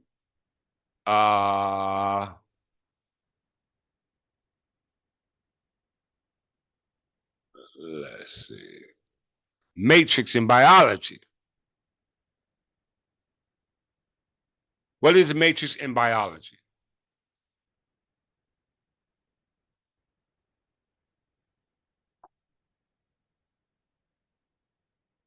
Matrix in biology is the material or tissue in between a eukaryotic organism cell. Once again, in biology, the matrix is the material or the substance in between a eukaryotic organism or cell. Okay? We know cell signaling, as we defined it, what did it say?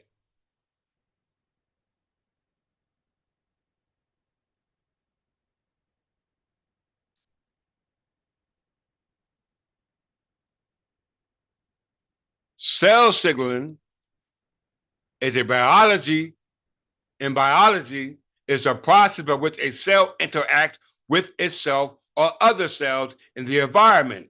Cell signaling is a fundamental property of all cellular life in prokaryotic and eukaryotic cells. So all cells, no matter eukaryotic or prokaryotic, have the ability to communicate with each other through the process of cell signaling as a result of them being connected through cell lineage, meaning that they have an inheritable effect based upon the data information that the cell has that we must, in fact, remember. In order for that to take place, you must understand engrams. Okay? You must understand engrams. What are engrams? In neuroscience,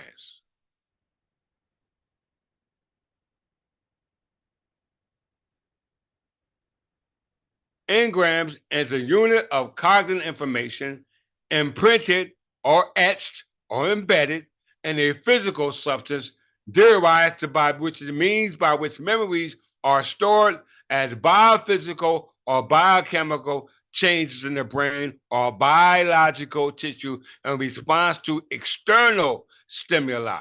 So what about internal stimuli? Because you got external stimuli and you got internal stimuli.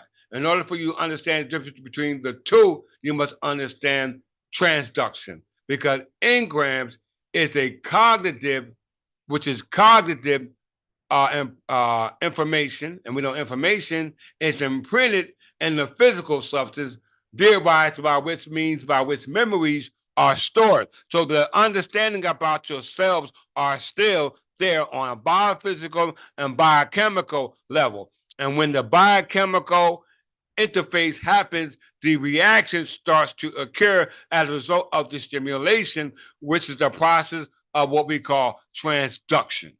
Okay? What is the process of transduction? Let's see.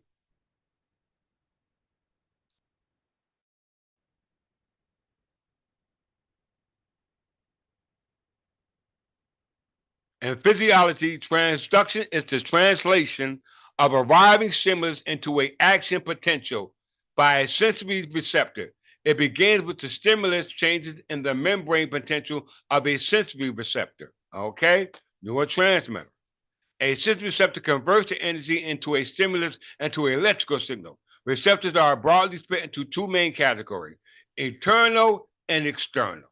Okay? Internal and external. We use the external, which is based upon the visual stimulation that we see. We see. okay, based upon our outside faculties, such as the sight, hearing, seeing, hearing, smelling, and all the other things that we have at our disposal, okay?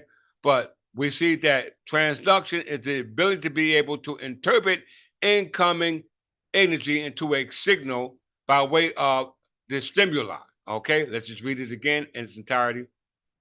So it says again, in physiology, transduction is the translation of arriving stimulus into action potential, okay? Into action potential.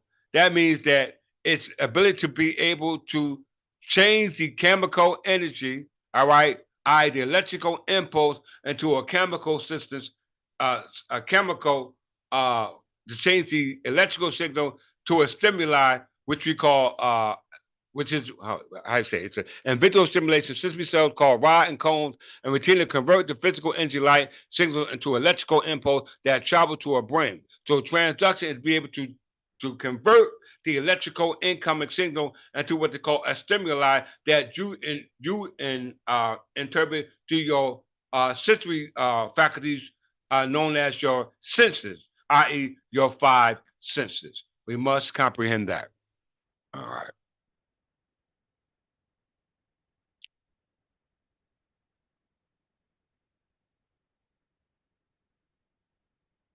All right. And this is how we receive digital immortality. Okay. Digital immortality. Okay. By understanding cells on a genetic level or cellular level. Okay. Because this is where the information was embedded to. Let's just read it. All right. Extraterrestrial life.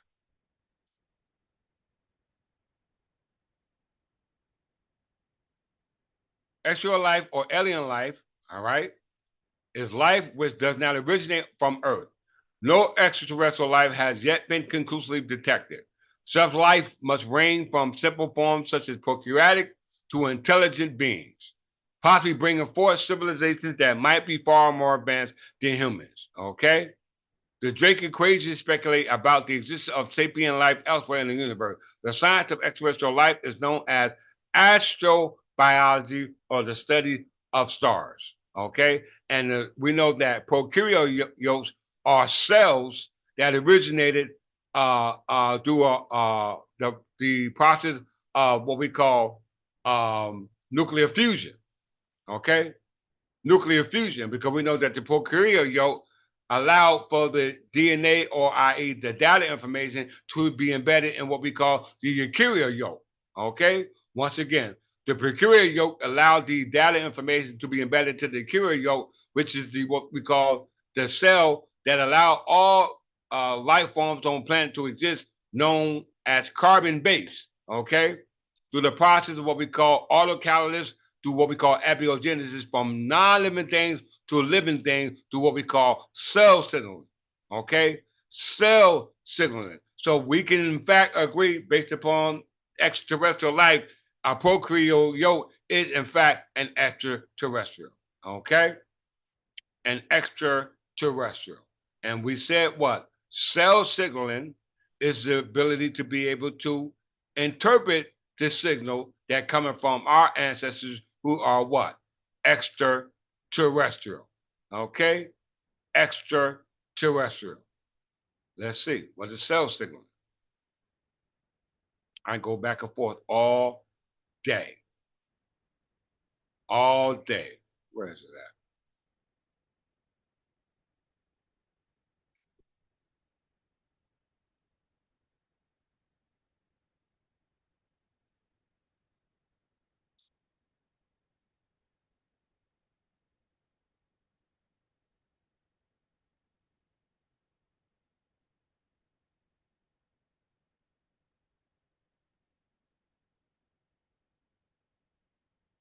Right here.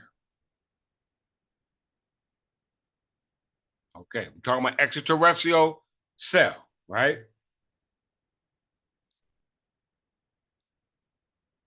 All right. So it says all life forms from prokaryotic cell to intelligent life may exist. All right. So it says in biology, cell signaling is a process by which cells interact with the cell or other cells in the environment. Cell signaling is a fundamental property of all cellular life in prokaryotes and eukaryotes. So if eukaryotes and prokaryotes are cells, and we know that prokaryotes are extraterrestrial cells, that means that the data information that was in the prokaryotes was embedded in the eukaryote.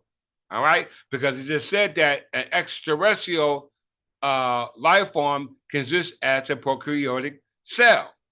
It just said that.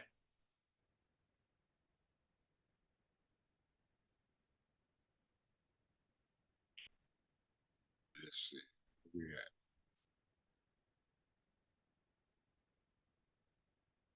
Here. Extraterrestrial life. Such life may exist on the planet, such as prokaryotic cells to intelligent beings, okay? Possibly bringing forth civilizations that might be far more advanced than humans, okay? So the information that was embedded in the prokaryote, which apparently was very intelligent, allow for that same intelligent information in the genes or genetics, i.e. the cell, to be transferred to other cells, i.e. eukaryote, to allow that cell to one day develop to be a what? Far more advanced being than what? Human beings. Okay? We see it right there. In order for that to happen, you must in fact understand astrobiology on the cellular level. Okay? On the cellular level, because extraterrestrial life range from prokaryotes to intelligent beings. Okay, and based upon space.com, intelligent life were not carbon-based beings, but silicon-based beings. Okay, which was the material that originated with nuclear fusion, and we know nuclear fusion started the process for our universe and our solar system and everything in it to come to what it is to be today. Okay? We must comprehend this message. Okay? So, as an extraterrestrial life, you must understand our cell lineage to be able to interpret the cell signals that were embedded in the cells from the prokaryote to the eukaryote, because this is how we get back home. Okay? This is how we receive immortality. Okay? This is how we see immortality. All right? Through the process of what we call mind uploading. Okay? What is mind uploading? Right here. Your brain. Your mind is not your brain. Your mind is the cognitive faculty that your brain works off. Okay? The cognitive faculty is the ability to be able to collect and then manipulate the data information, i.e., what we call uh where is that? Let's pull that up. Give me a second. Let me just define this right quick. Digital immortality. I want to jump the gun. All right, here we go.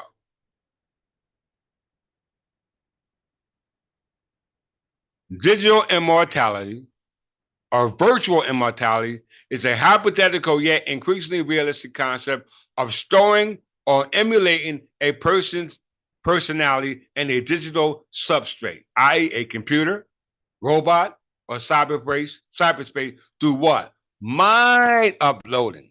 It didn't say digital uploading. It said mind uploading. The result might look like an avatar behaving, reacting, and thinking like a person on the basis of that person's digital archive. After the death of the individual, this avatar could remain static or continue to learn and self-improve autonomously, possibly becoming what? And see, AI. A considerable portion of transhumanists and singularitarian place great hope into a belief that they may eventually become immortal by creating one or more non-biological functional copies of their brain, thereby leaving their biological cell. These copies may then live eternally in a version of digital heaven or paradise. Did you hear that? This is understanding what we call immortality. Okay? You must understand immortality. What is immortality?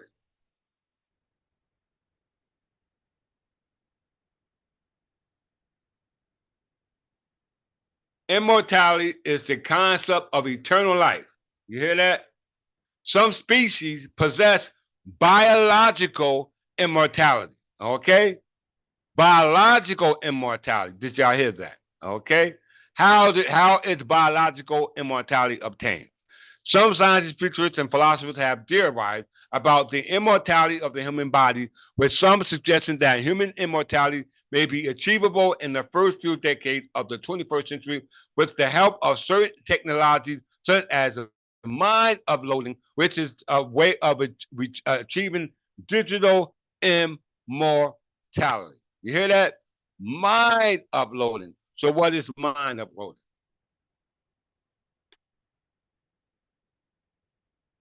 Let's see. Mind uploading is a speculative process of whole brain emulation, in which a brain scan is used to completely emulate the mental state of the individual in a digital computer. The computer would then run a simulation of the brain, okay? Of the brain. Information processing such that it would respond in essentially the same way as the original brain and experience having a sentient conscious mind. You hear that? Have a sentient conscious mind. This is what they're doing now based upon uh, uh, the VMAC2 gene. Okay? This is what they're doing now. They're learning this through digital uploading or mental uploading because they're able to reinterpret the message, interpret the information, interpret the source, or interpret the code, which is the purpose and intent for the program. Okay? The intent for the program. All right? Because we understand that digital immortality can be achieved to what we call mind uploading, and mind uploading can only be done by way of seeing yourself as a digital computer. Okay? And digital a computer, and a computer runs off a computer chip, which is an integrated system connected to a material called silicon. And silicon acts as a semiconductor, okay, as a medium, okay, a portal. We must comprehend what is going on. Let's see.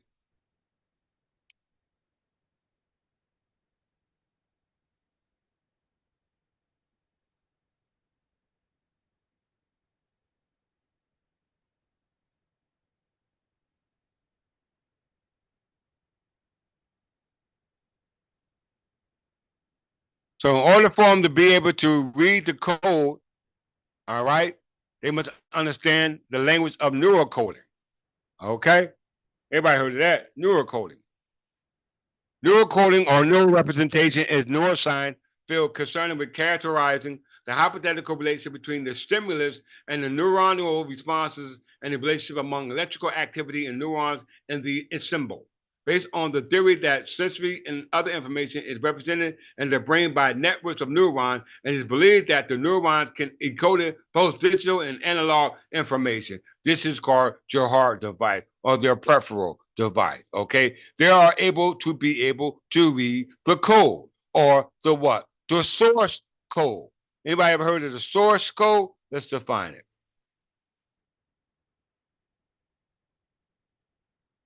The source code. The neural code is the language of the source code, okay? And the source code, which is the language, must be read by the language of the ones who reading it to be able to determine what the message is through transduction. Okay? Hold that thought.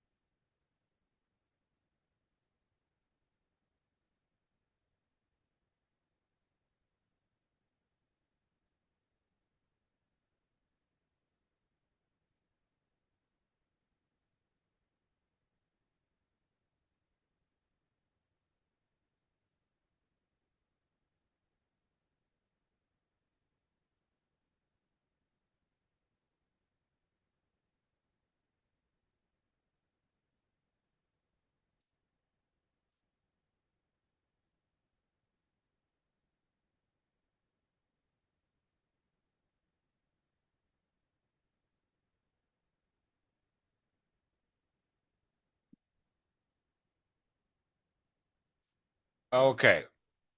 What is our source?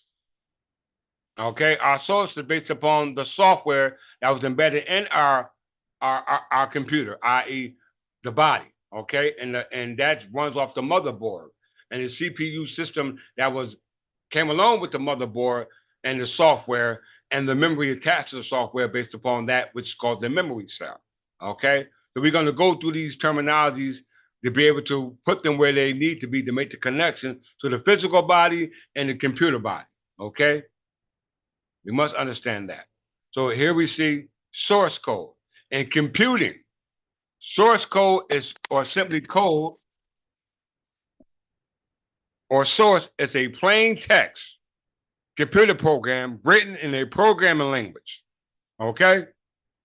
So in computing, a source code or simply code or source is a plain text computer program written in a programming language. A programmer writes the human readable source code to control the behavior of the computer. So the language that is embedded in the code based upon the source code or the program code that was programmed by the programmer controls the behavior of the computer, i.e. behavior genes, all right?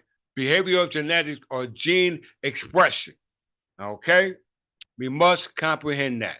So the gene expression based upon uh, the gene expression uh, of the genetic what they call it again?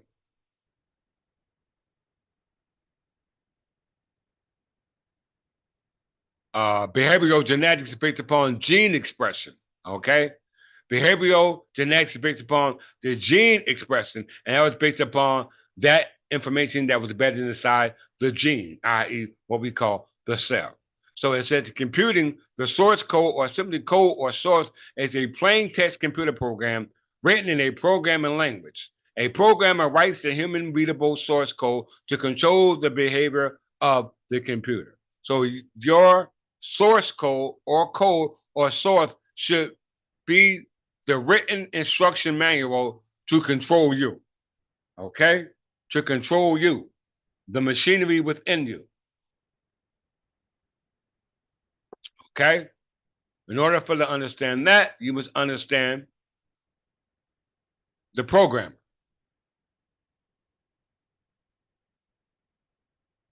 What's the programmer?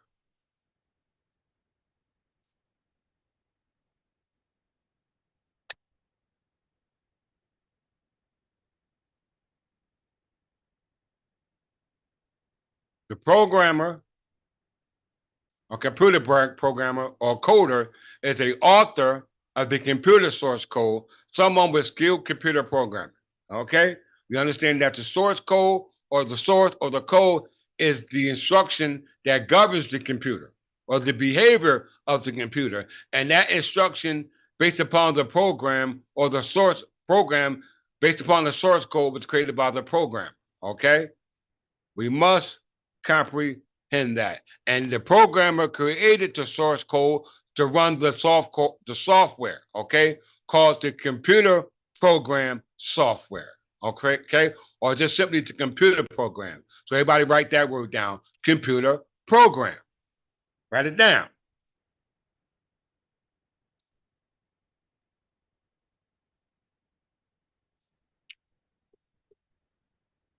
A computer program is a sequence or set of instructions in a programming language for a computer to execute.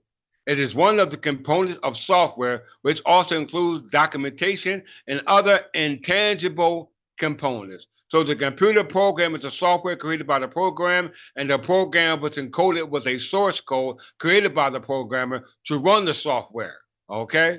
We must comprehend that language. So the programmer created the computer program, which is the computer software based upon the source code, which governs the behavior of the computer. You hear that? Do you understand that? All right. Then we have what they call the abstraction in the computer. Okay.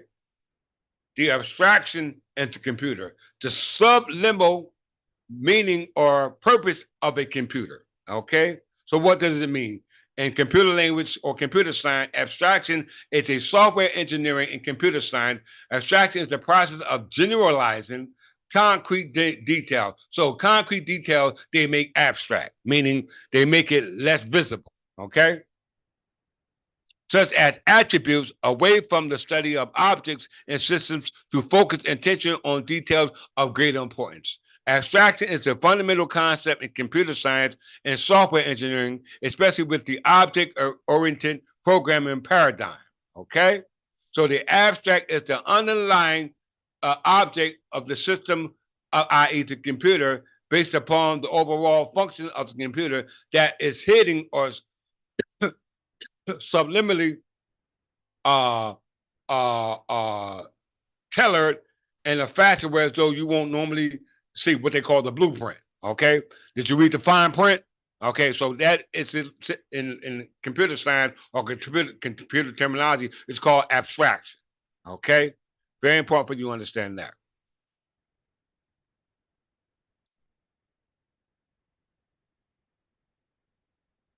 All right.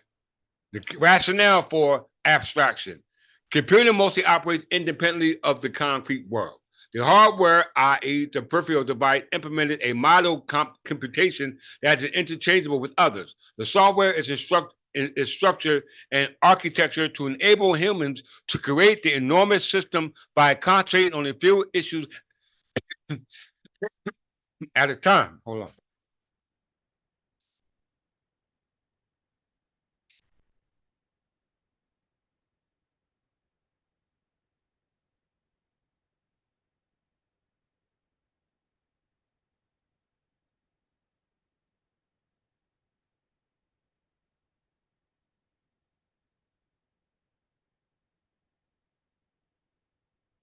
So basically, what they're saying is they simplified the system.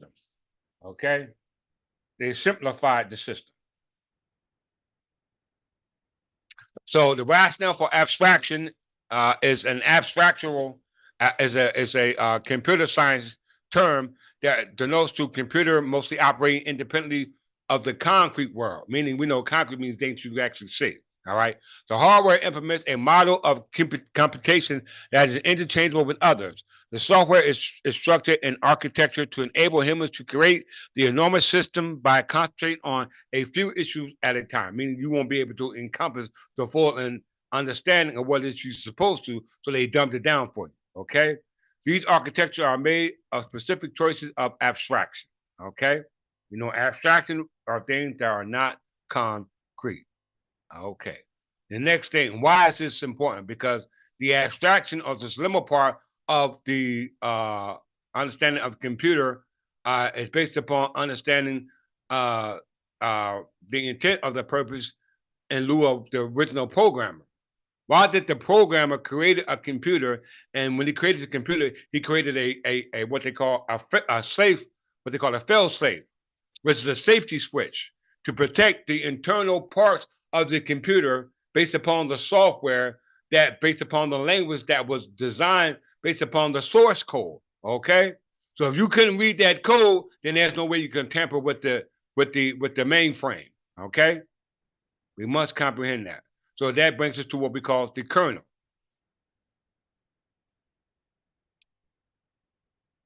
What is the kernel of the operating system?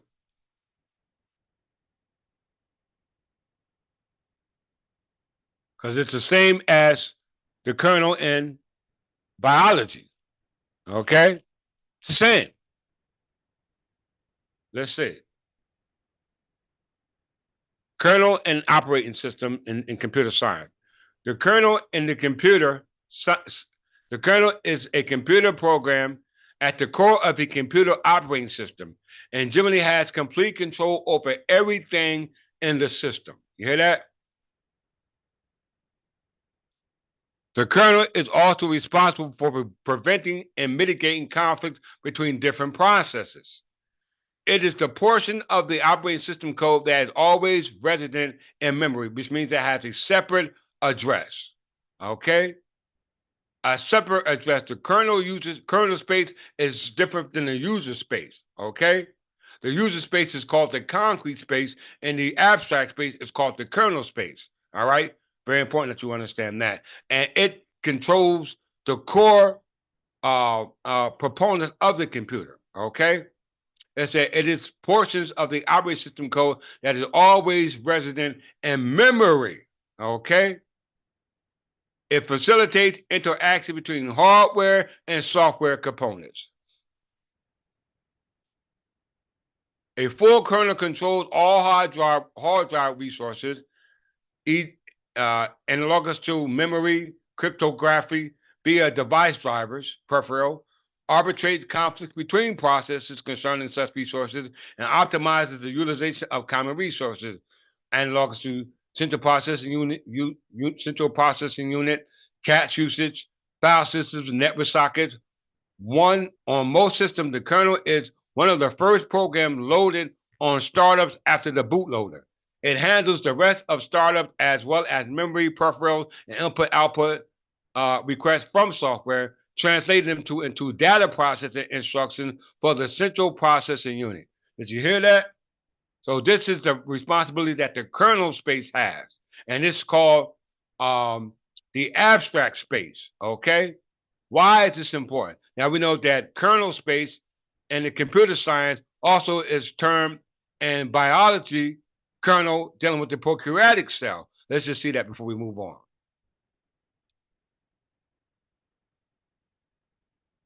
Cell signaling. All right.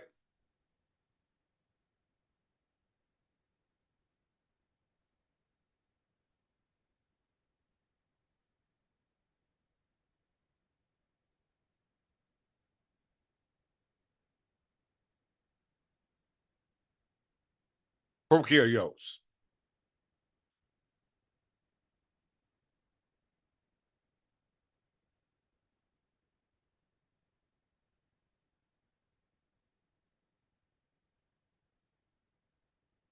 Yes, it does. We got a question posed by viewer JB. He said, if computers never existed, then obviously the simulation theory wouldn't exist either. But we do live inside our minds. So doesn't that suggest simulation in the biological sense? Well said. Well said, because you're seeing the abstract, you're seeing a concrete view of what it is that you're seeing from the computer based upon the data information that you're interpreting. Okay? Based upon what we call the graphic card or the video card that they want you to see. Okay? Which is not really a computer because you're looking at it from your outside faculties through transduction, seeing, smelling, tasting, hearing, etc. All these are a sense. Okay? They are an illusion. They're not a faculty of the cognitive mind. The cognitive mind works off the ability to interpret incoming signals. Okay? Incoming signals. Now, outgoing signals. The signals that are coming into us are externally, not internally. You're supposed to be interpreting the internal signaling because we know cell signaling is being able to understand cell lineage, which is internally. Okay? That's how we receive immortality. Okay, to understand the origin of where the information came from through the original programmer who created the software. Okay, and the software that he created has a safety switch to allow the information to be safely stored without it being tampered with. You're just not connected to it because you're not able to interpret the electrical signal. So well said, brother JP. All right. So it says here, prokaryote. All right, we know prokaryote and abiogenesis is the ability for the eukaryotic cell to be able to receive incoming information. Okay, the information that's coming from that single cell organism, i.e., the prokaryote, is the information that allows the multicellular organism, i.e., the cell, i.e., what we call the cell dealing responsible for evolution. All right, which is called the eukaryotic cell. Okay, so it says cell signaling is based upon the information from the prokaryotic cell and the eukaryotic cell. And we're talking about biology now, all right? We're not dealing with computer science, but we're going to go back to that in a second. Okay, so it said a prokaryotic, less commonly spelled prokaryote, is a single cell organism whose cell lacks a nucleus and other membrane-bound organisms. So it does not have a nucleus, okay? The word prokio comes from the ancient Greek word meaning before, meaning nut or kernel. So it means before the nut or kernel. Okay? So before that space was put there, something was there. That's us. We are the programmers. Our ancestors programmed us to allow the space for the cellular information embedded in the cell to now start the process of evolution to you to unfold from one-dimensional to two-dimensional to three-dimensional, which you are now, based upon the integrated system, i.e. the computer chip that you're now being able to interpret it based upon the signal or the source or the code that was embedded by the original programmer to actually allow your computer, i.e. your motherboard, to proper functionally based upon the CPU system, which is the central processing unit, which functions properly when the memory is stored properly, which is the memory cell. Okay, and the memory cell allows the information that is incoming, what you call data information, to be able to be not just collected, but to be manipulated, i.e. interpreted. Okay, so in prokaryotes, not eukaryotes, but prokaryotes, which gave birth to eukaryotes, means before the kernel. Okay, it means before the kernel. Okay, now this is when the Asgardians and Thor and Middle Earth. I mean, what they call Asgard and all that.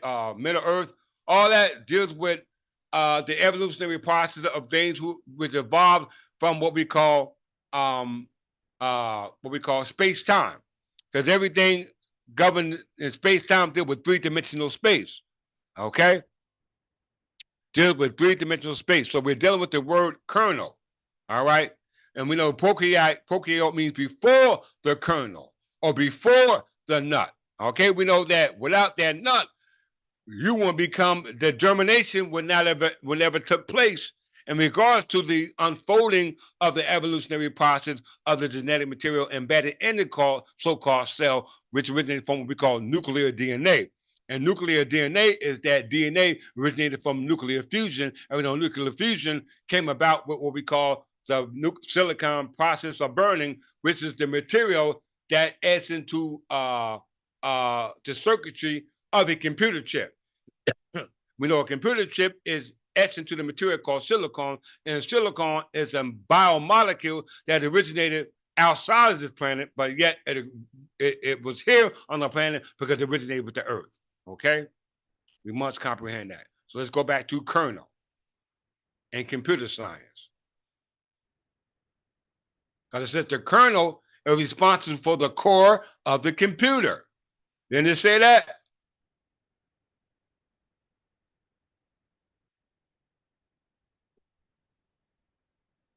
Very important. So the kernel, once again, governs the core of the computer operating system. Okay? The core of the computer operating system. This is very important because that takes you into kernel space and user space. Okay? All right? Usually when the kernel space is being occupied, it's by the original programmer. So that means that's the driver of the ship. Okay? Or the mothership, or the motherboard. Hold on.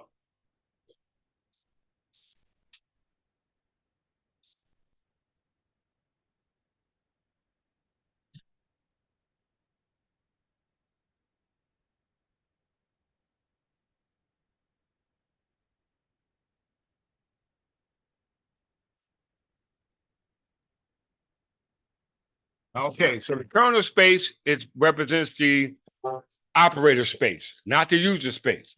Okay, the kernel operating space is different from the user space. The user space is you operating your ship. Your body is an actual ship because it's an entity or object. Because the body is an object. It's an entity living within space time, composed of biological molecules, which are elements that exist within this space time. But you did not originate it in that space time. But that spacesuit that were given to you in the space time was only given to you temporarily to allow you to exist in this space time. And when you understand your existence in space time, then this spacesuit will be no longer needed. Okay? will be no longer needed, because then you will be on autopilot, versus because the kernel space is the space operated on autopilot, versus the user space which you now operate in because you are manning the ship. And if you continue to man the ship, 9 times out of 10, you're going to crash. Okay? What happens when the computer malfunction? It crashes. Okay? It crashes. Your ship, i.e., it's being taken over under manual operating system, going back to the original kernel space, with controls the core of our computer through cell signaling. Okay, through cell signaling, meaning one cell allowed to interact with other cells through what we call in computer science an API system, which means a application program interface. Application program interface. We're allowed to interface with each other because we are able to read the same data information embedded in the software. Okay? Embedded in the software, because the software that the programmer created was created with a source code that we were able to read it based off the human readable language. Okay? So if you can't read the language, then guess what? You're not going to understand the code, and guess what? You're not going to break the code, because the code was understanding biology, because the biology and matrix in biology is the eukaryotic cell. Okay? Matrix in biology is the eukaryotic cell, and the eukaryotic cell is the DNA information that allows you to move from a sperm cell to what you call a human being. Okay? A human being. 1 second, y'all. I'm doing the class. Yeah. Not yet. I'm gonna call now right after class. It's still early. I don't know if it's working or not, but I'll call in a second. All right.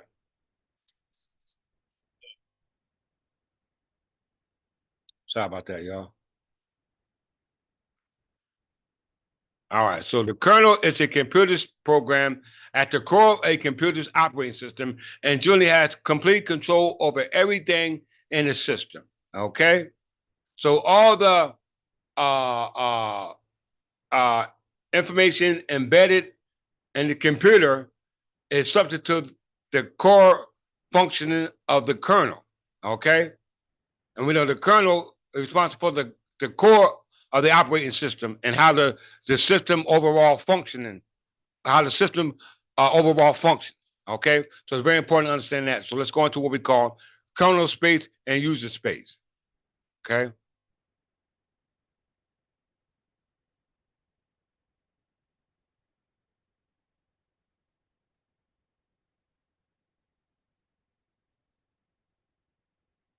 User space and kernel space.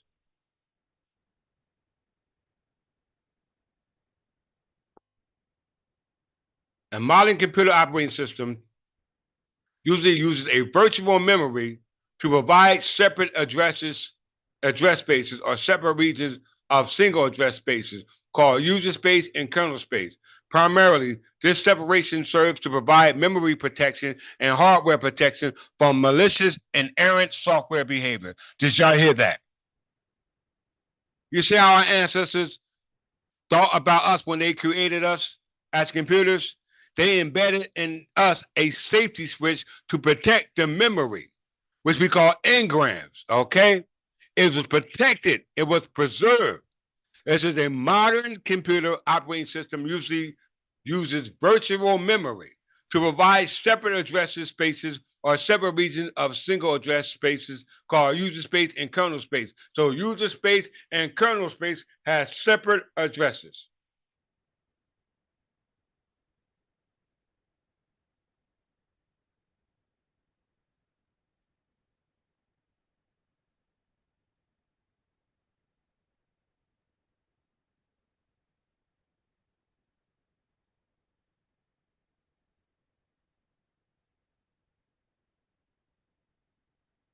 Okay, so in a modern computer operating system, usually uses virtual memory to provide separate addresses.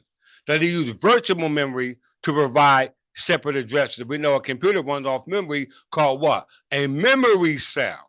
Okay? A memory cell. So once again, a user space and kernel space is different. Okay? A modern computer operating system uses virtual memory to provide separate address spaces or separate regions of a single address space called user space and kernel space. Primarily, these separations serve to provide memory protection and hard drive protection from malicious or errant software behavior, because the user space, based upon you using your computer, might be doing something contrary to the software or how the software is programmed, which majority is the case. Because if you go on the internet right now, we see most of us as computers are looking up stuff that was not pertaining to the original information embedded in the program, okay, i.e. the software. So this is why we're in the predicament we're in now. Let's see.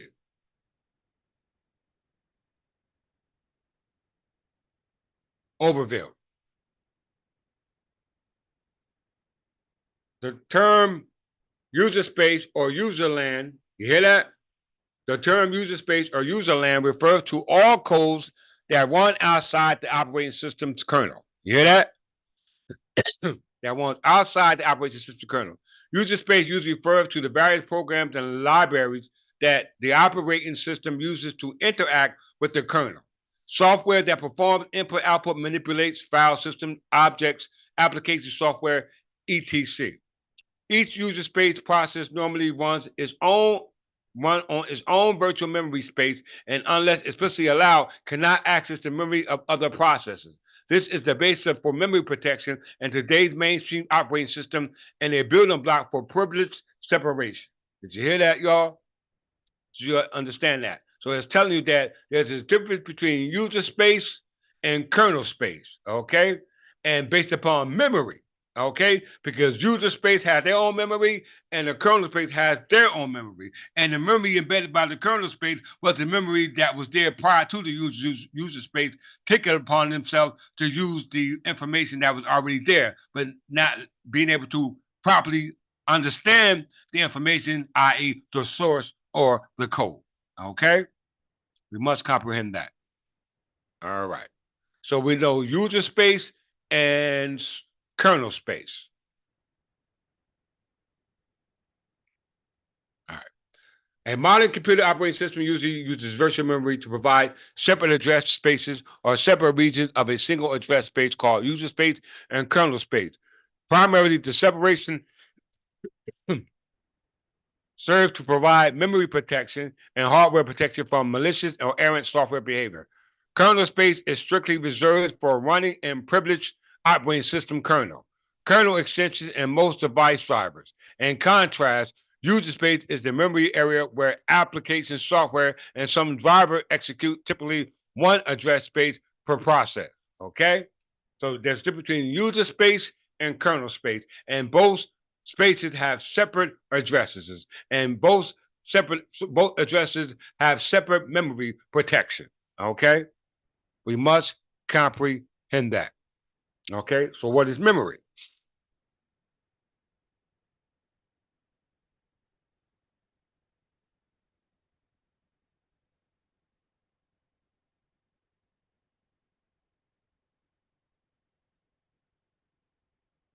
Excuse me.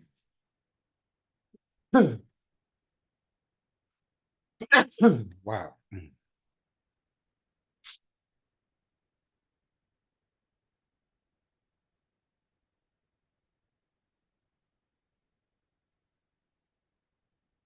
Thank you, JB. Appreciate it.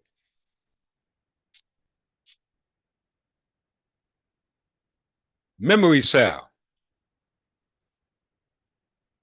The memory cell is a fundamental building block.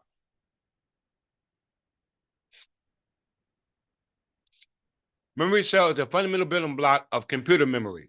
The memory cell is an electronic circuit that stores one bit of binary information and must be set to store a logic 1 and restored to store store a logic 0, i.e. voltage. So they're all dealing with the high voltage and low voltage. A value is maintained, stored until it's changed by the set reset process. Okay, so this dealing with the high point and low point, and this all goes back to what we call abstract in computer science, abstraction in computer science. Okay, so memory cell, okay, deals with what? Computer memory. And what is computer memory? Computer memory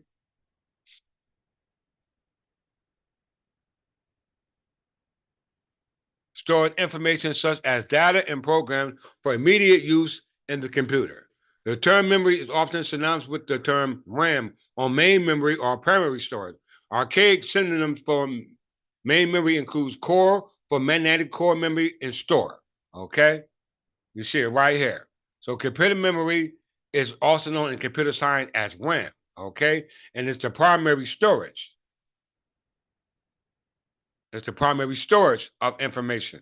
Okay, and we know that memory is here in your solar plex. Memory is there in your solar plex. So it's very important to understand that your solar plex, which is your computer, had to be linked based upon its connection to the original information stored at the address created by the programmer, and that's usually reserved for what we call the kernel space, or what we call the space reserved for the programmer. Okay, the programmer. All right, so let's move on. What else? Peripheral.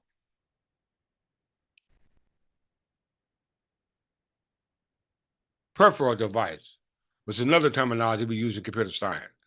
Peripheral device, or simply peripheral, is an auxiliary hardware device that computers use to transfer information externally. A peripheral is a hard drive component that is accessible to and controlled by a computer, but is not a core component of the computer. Okay? So the peripheral device is also called the hard drive. Okay? So what is the electronic hard drive, i.e. the peripheral device? Let's define that before we close out.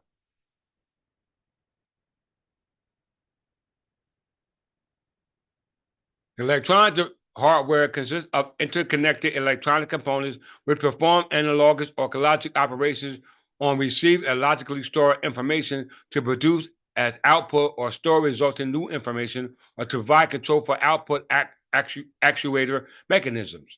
Electronic hardware can range from individual chip circuits to distributed information processing systems. Well-designated electronic hardware is composed of hierarchies of functional modules which intercommunicate via precisely defined interfaces. Okay, defined interfaces. This is very important, especially with the incoming information known as data information. What is data information? Okay, what is data information? Let's define that.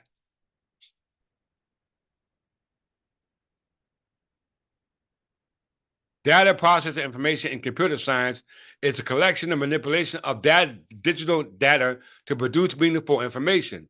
Data processing is a form of information processing, which is the modification processing of information in any manner detectable by an observer, i.e. the user. Okay? These faculties are validation, sorting, summarization, aggregation, analyzing, reporting, and classification. Pretty much what the mind does, right? Do a cognitive conscious mind. Pretty much what they do. Not do your five senses. Okay?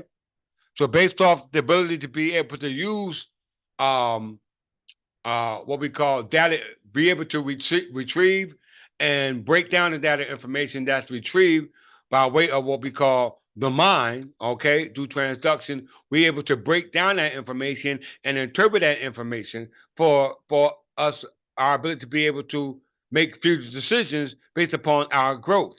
All right. Very important to understand that, right? Because this allows us the ability to be able to interface with other people of like-minded, called the API, or what we call the application program interface.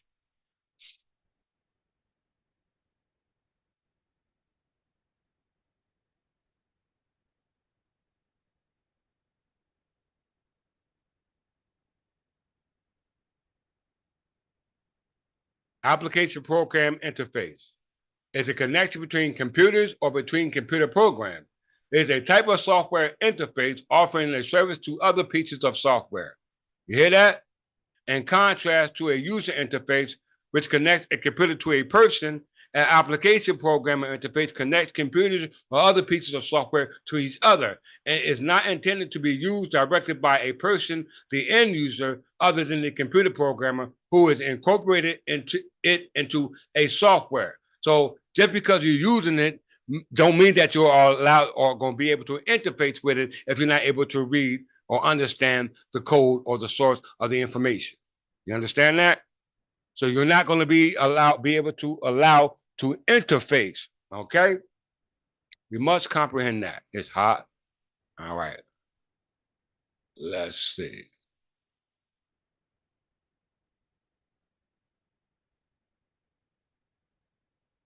All right.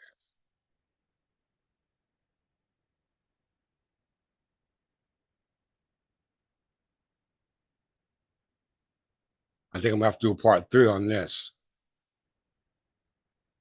Let's see.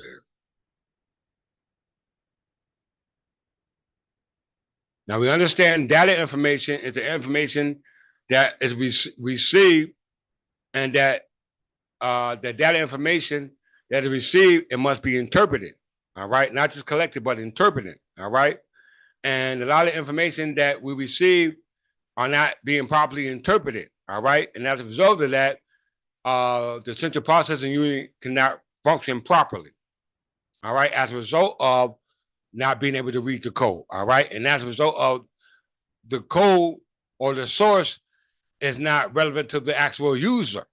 Okay, who are sitting in the space and using or occupying the space that was pre-programmed by the kernel space that was occupied by the programmer for the user who will be sitting in that space based upon it, but based upon it being able to comprehend the data information. Okay, being able to interpret the information.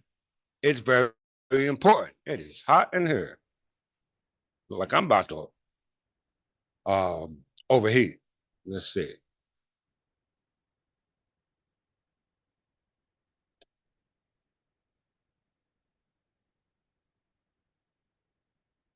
Let's see.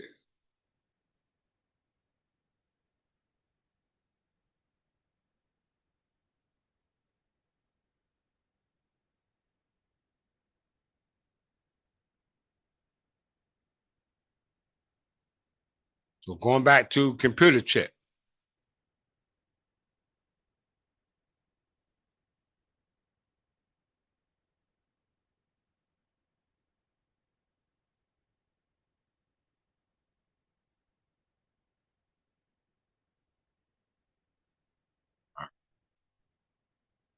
Computer chip.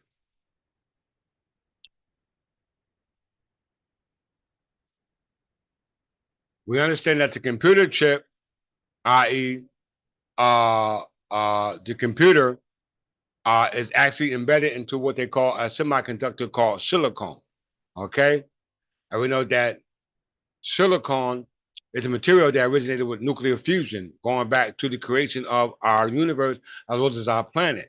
So we understand that silicon, which is the material that the integrated circuit system was embedded into, and we know that as a result of that embedded integrated system embedded into that element, i.e., silicon, that means that all the information, all the data information that originated from the original programmer must be deciphered. Okay, and if you're not able to interpret the code by reading the cell signal, then guess what? You're not of that cell lineage, because in being able to interpret the cell signal, you must be of that cell lineage. And cell lineage goes back to the origin of the cell.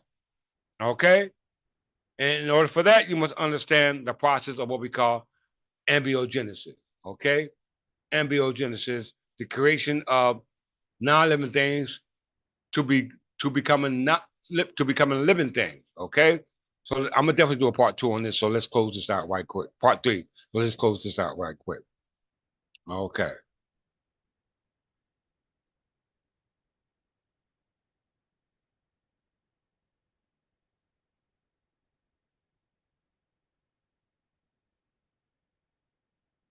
Let's. I'm gonna close out on this.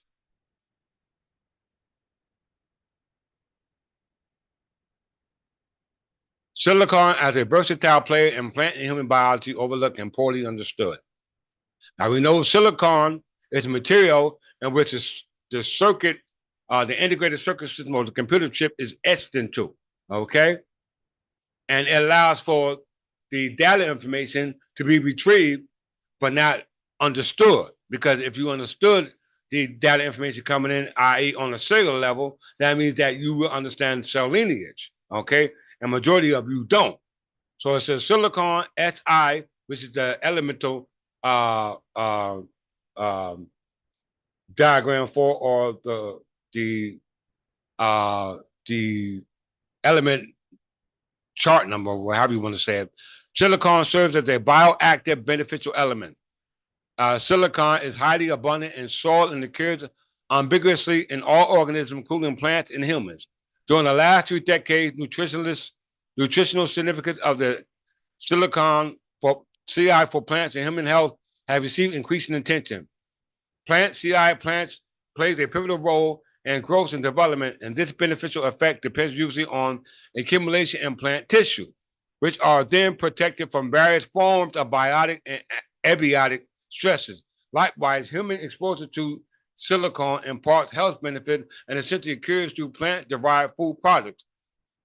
SI bioavailability in human diets strengthen bones and improves immune responses, as well as neuronal and connective tissue health.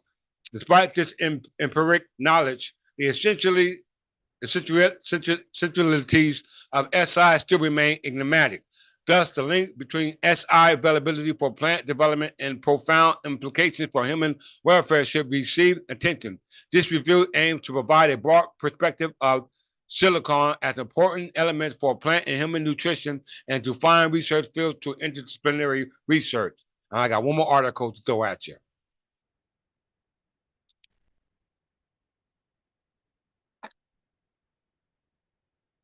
Okay.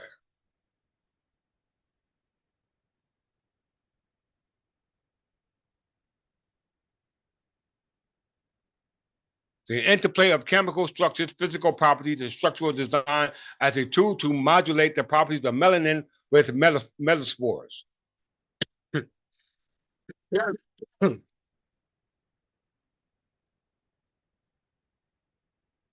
The design of modeling devices that can fulfill the requirement for sustainability and renewable energy applications call for both new materials and a better understanding of mixing of existing materials.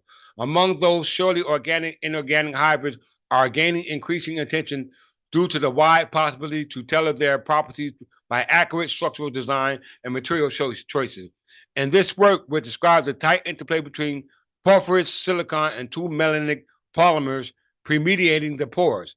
Melanins are a class of biopolymers known to cause pigmentation in many living species that show very interesting potential application in a wide variety of fields.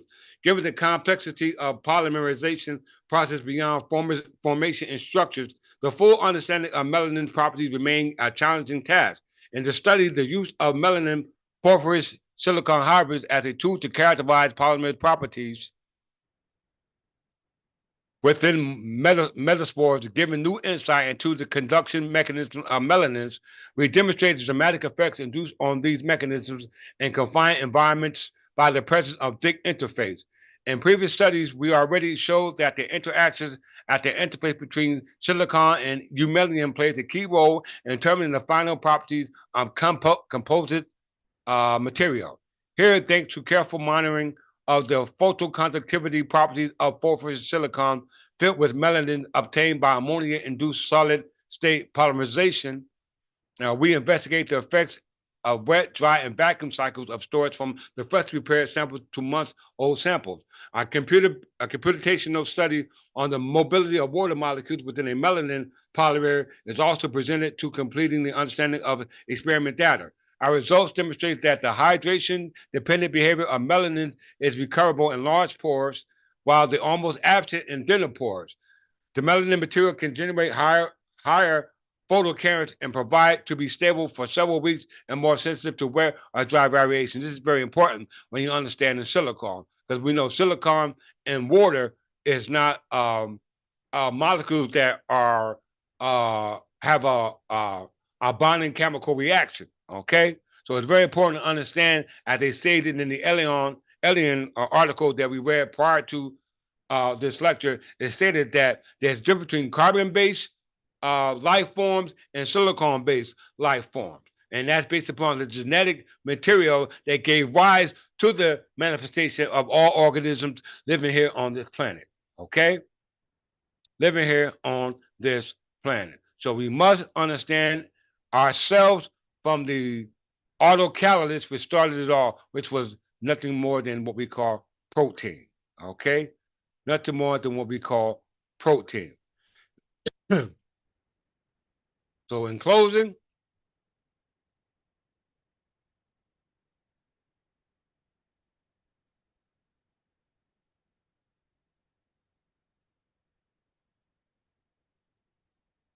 carbon-based is the primary components of all known life on Earth and represents approximately 45 to 50% of all dry biomass. Carbon compounds are naturally in great abundance on Earth. Complex biological molecules consist of carbon and atoms bonded with other elements, especially oxygen and hydrogen, and frequently also nitrogen, phosphorus, and sulfur. You heard it? It says bonded, okay? Very, very, very, very important to understand how that bonding process takes place, okay?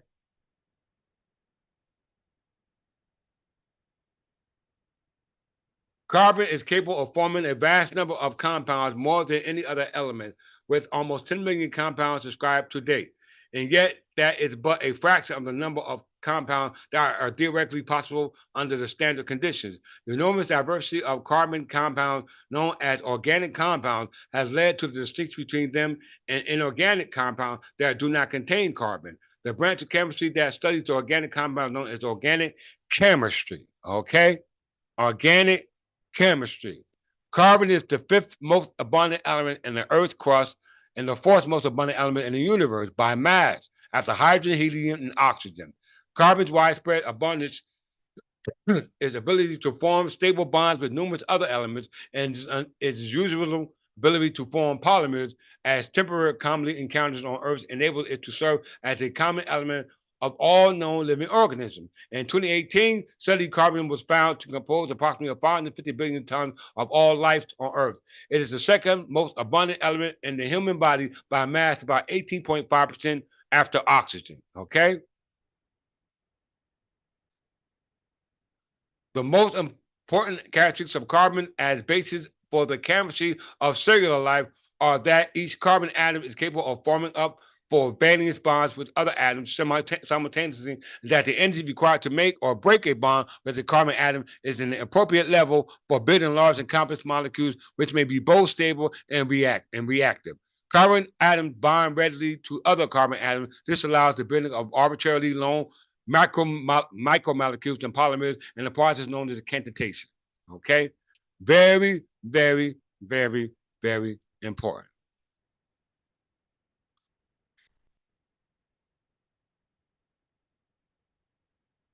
Once again, as you can see here,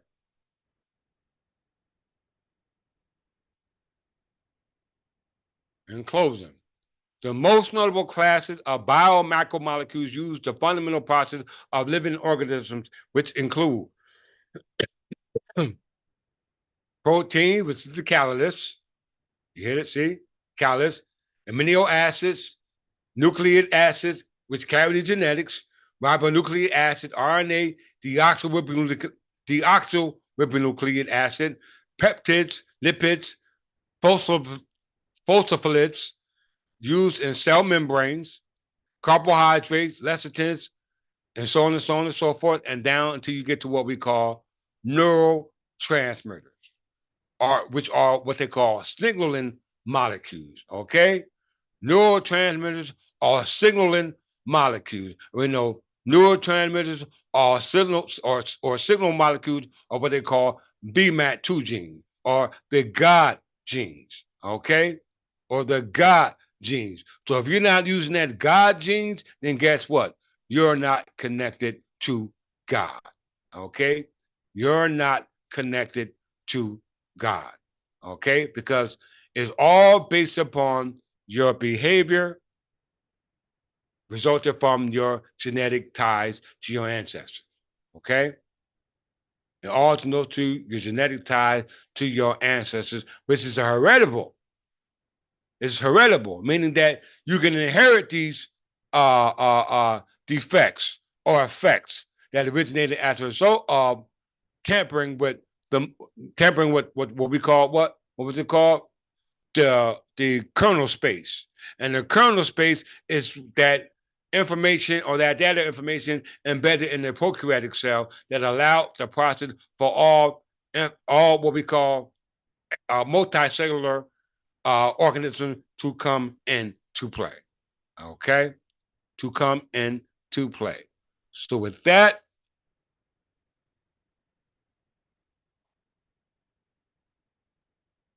make sure I covered everything.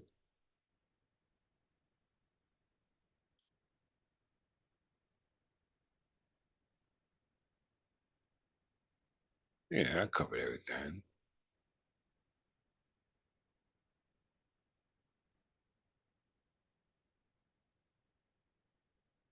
That's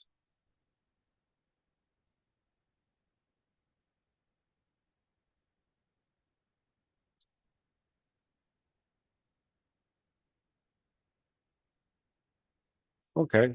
That's it. All right. So with that, I'm gonna stop and share. And I want y'all to seriously think about this lesson that I did today, part one and part two, and understand that you are in fact connected to the source. Okay? Just because you connected to the source don't mean you're gonna make it back to the source. Okay?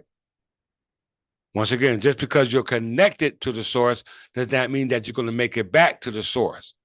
Okay? Like you like the program was designed. Okay? All right. So understand your hardwiring. Okay. Understand how you came to be.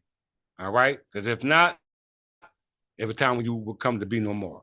And with that, once again, I apologize for the longevity in bringing first part two, but I hope that within what was talked about in part two, that you're able to comprehend part one in regards to understanding ourselves, in regards to if we are living in a computer simulation, then you must understand who wrote your program or who wrote your software. Okay?